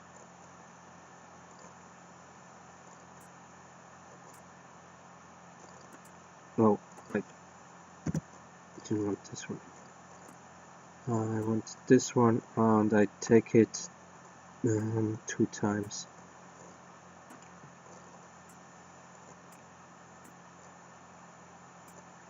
I will wait. First, I connect the things here. This one with the first one, and then we go down here, and from here back to here. Now I will change here. This one is another loop animation. We just want it one time. This 60 frames. We want it quite fast.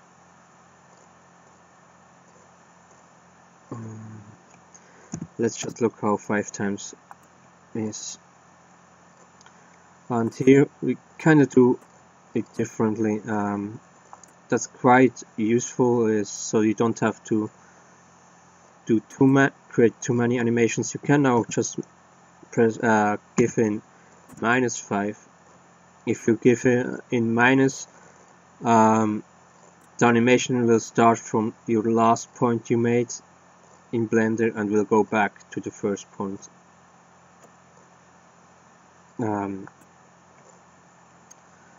As example, not when we have it normal speed, we go here forward like this. If we do minus, we go backwards like this.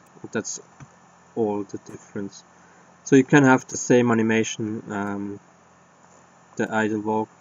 So here we are in our idle position. We can go to our walk position with a positive number, and now we are in our walk position and we go back. Yeah, that's everything. I went a little bit too far. We go back to our state machine. Then here we add the speed. Get speed if it's bigger than 160. It will change here.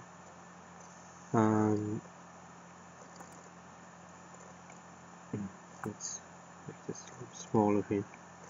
And so when this is bigger than 160, we go here. And what we can do now here is time remaining.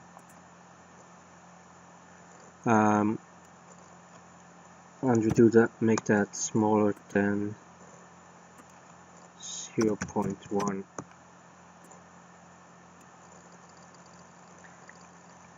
That means if the animation comes to an end, so if it's lower than 0.1 second left, we will change it to the walking animation.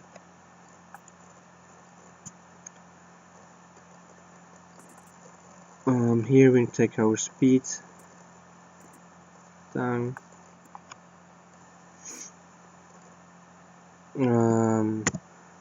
If it's smaller than 160,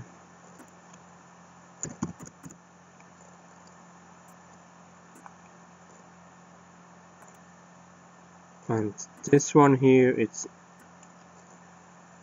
time remaining, and this time it has to be bigger than 0.9.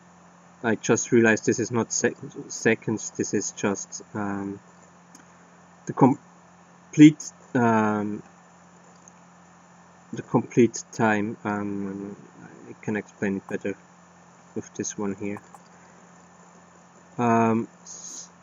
So if less than 10% of the time is remaining of the complete animation, we will change to the other animation. If you have a longer animation, it may be better to even go lower here, so you have a fluid bridge between the animations. Now there is just one problem. I will see if I have to change that later on. And here I have to do 0.9 because we go bigger than 0.9 because we go the other direction.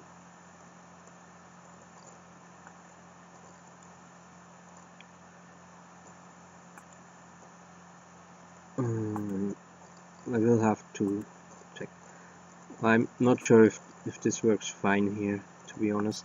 Maybe it even works better without the bridge, or you don't really see a difference. And this is also a problem you could change with the direction, so it doesn't jump in the right direction. But these are details. You don't really see is it smoother or not. Maybe a little bit.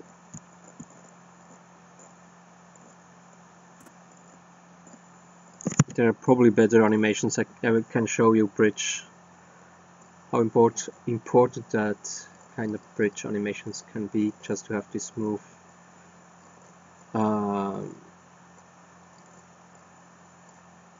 connections between different animations.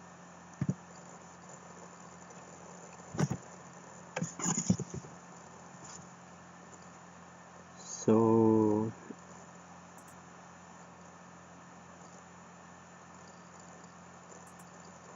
yeah, I think we end it here. That's enough for today. I will leave the discussion for another time.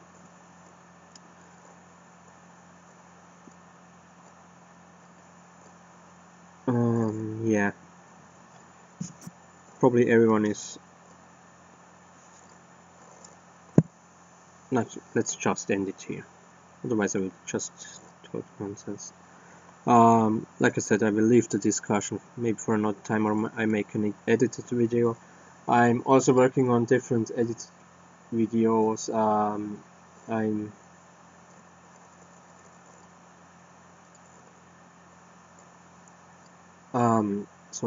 I'm working on a video kind of how you get started with your game ID, with the game design.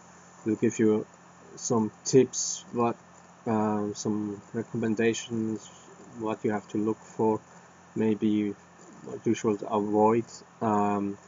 Also talking a little bit about graphics. The important thing is, if you start the game, you kind of need to have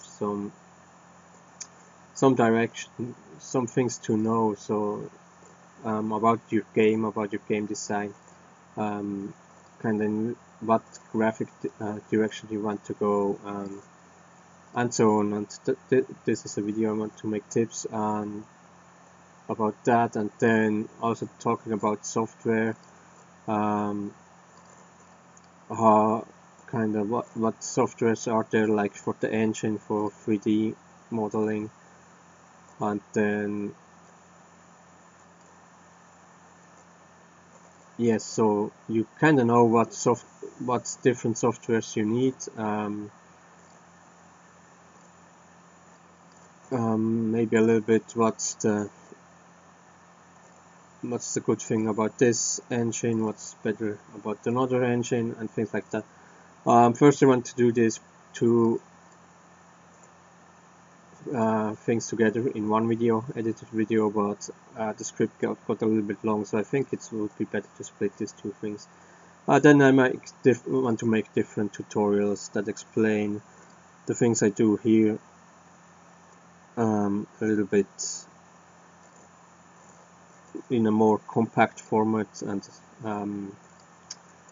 really so you can follow it step by step, if that makes sense. Yes, that's kind of all. If there is nothing you want to add, I will end it here. The next stream, I have to think about what I can do there.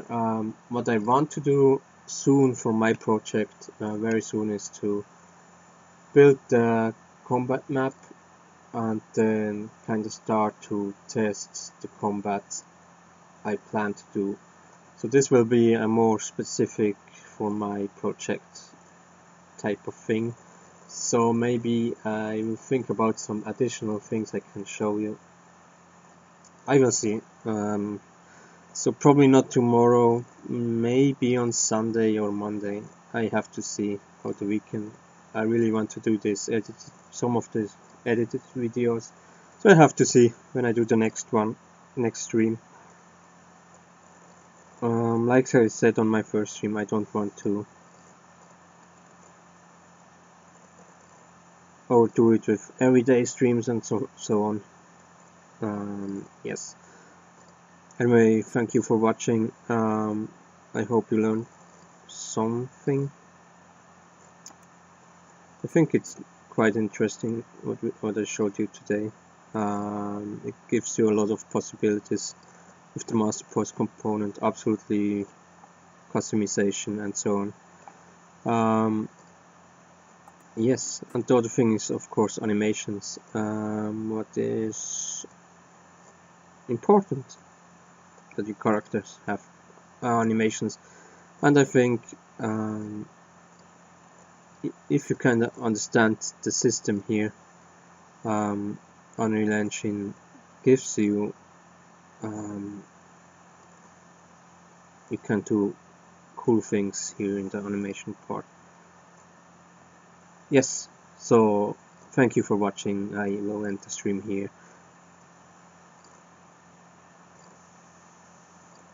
Goodbye. Hope to see you next time.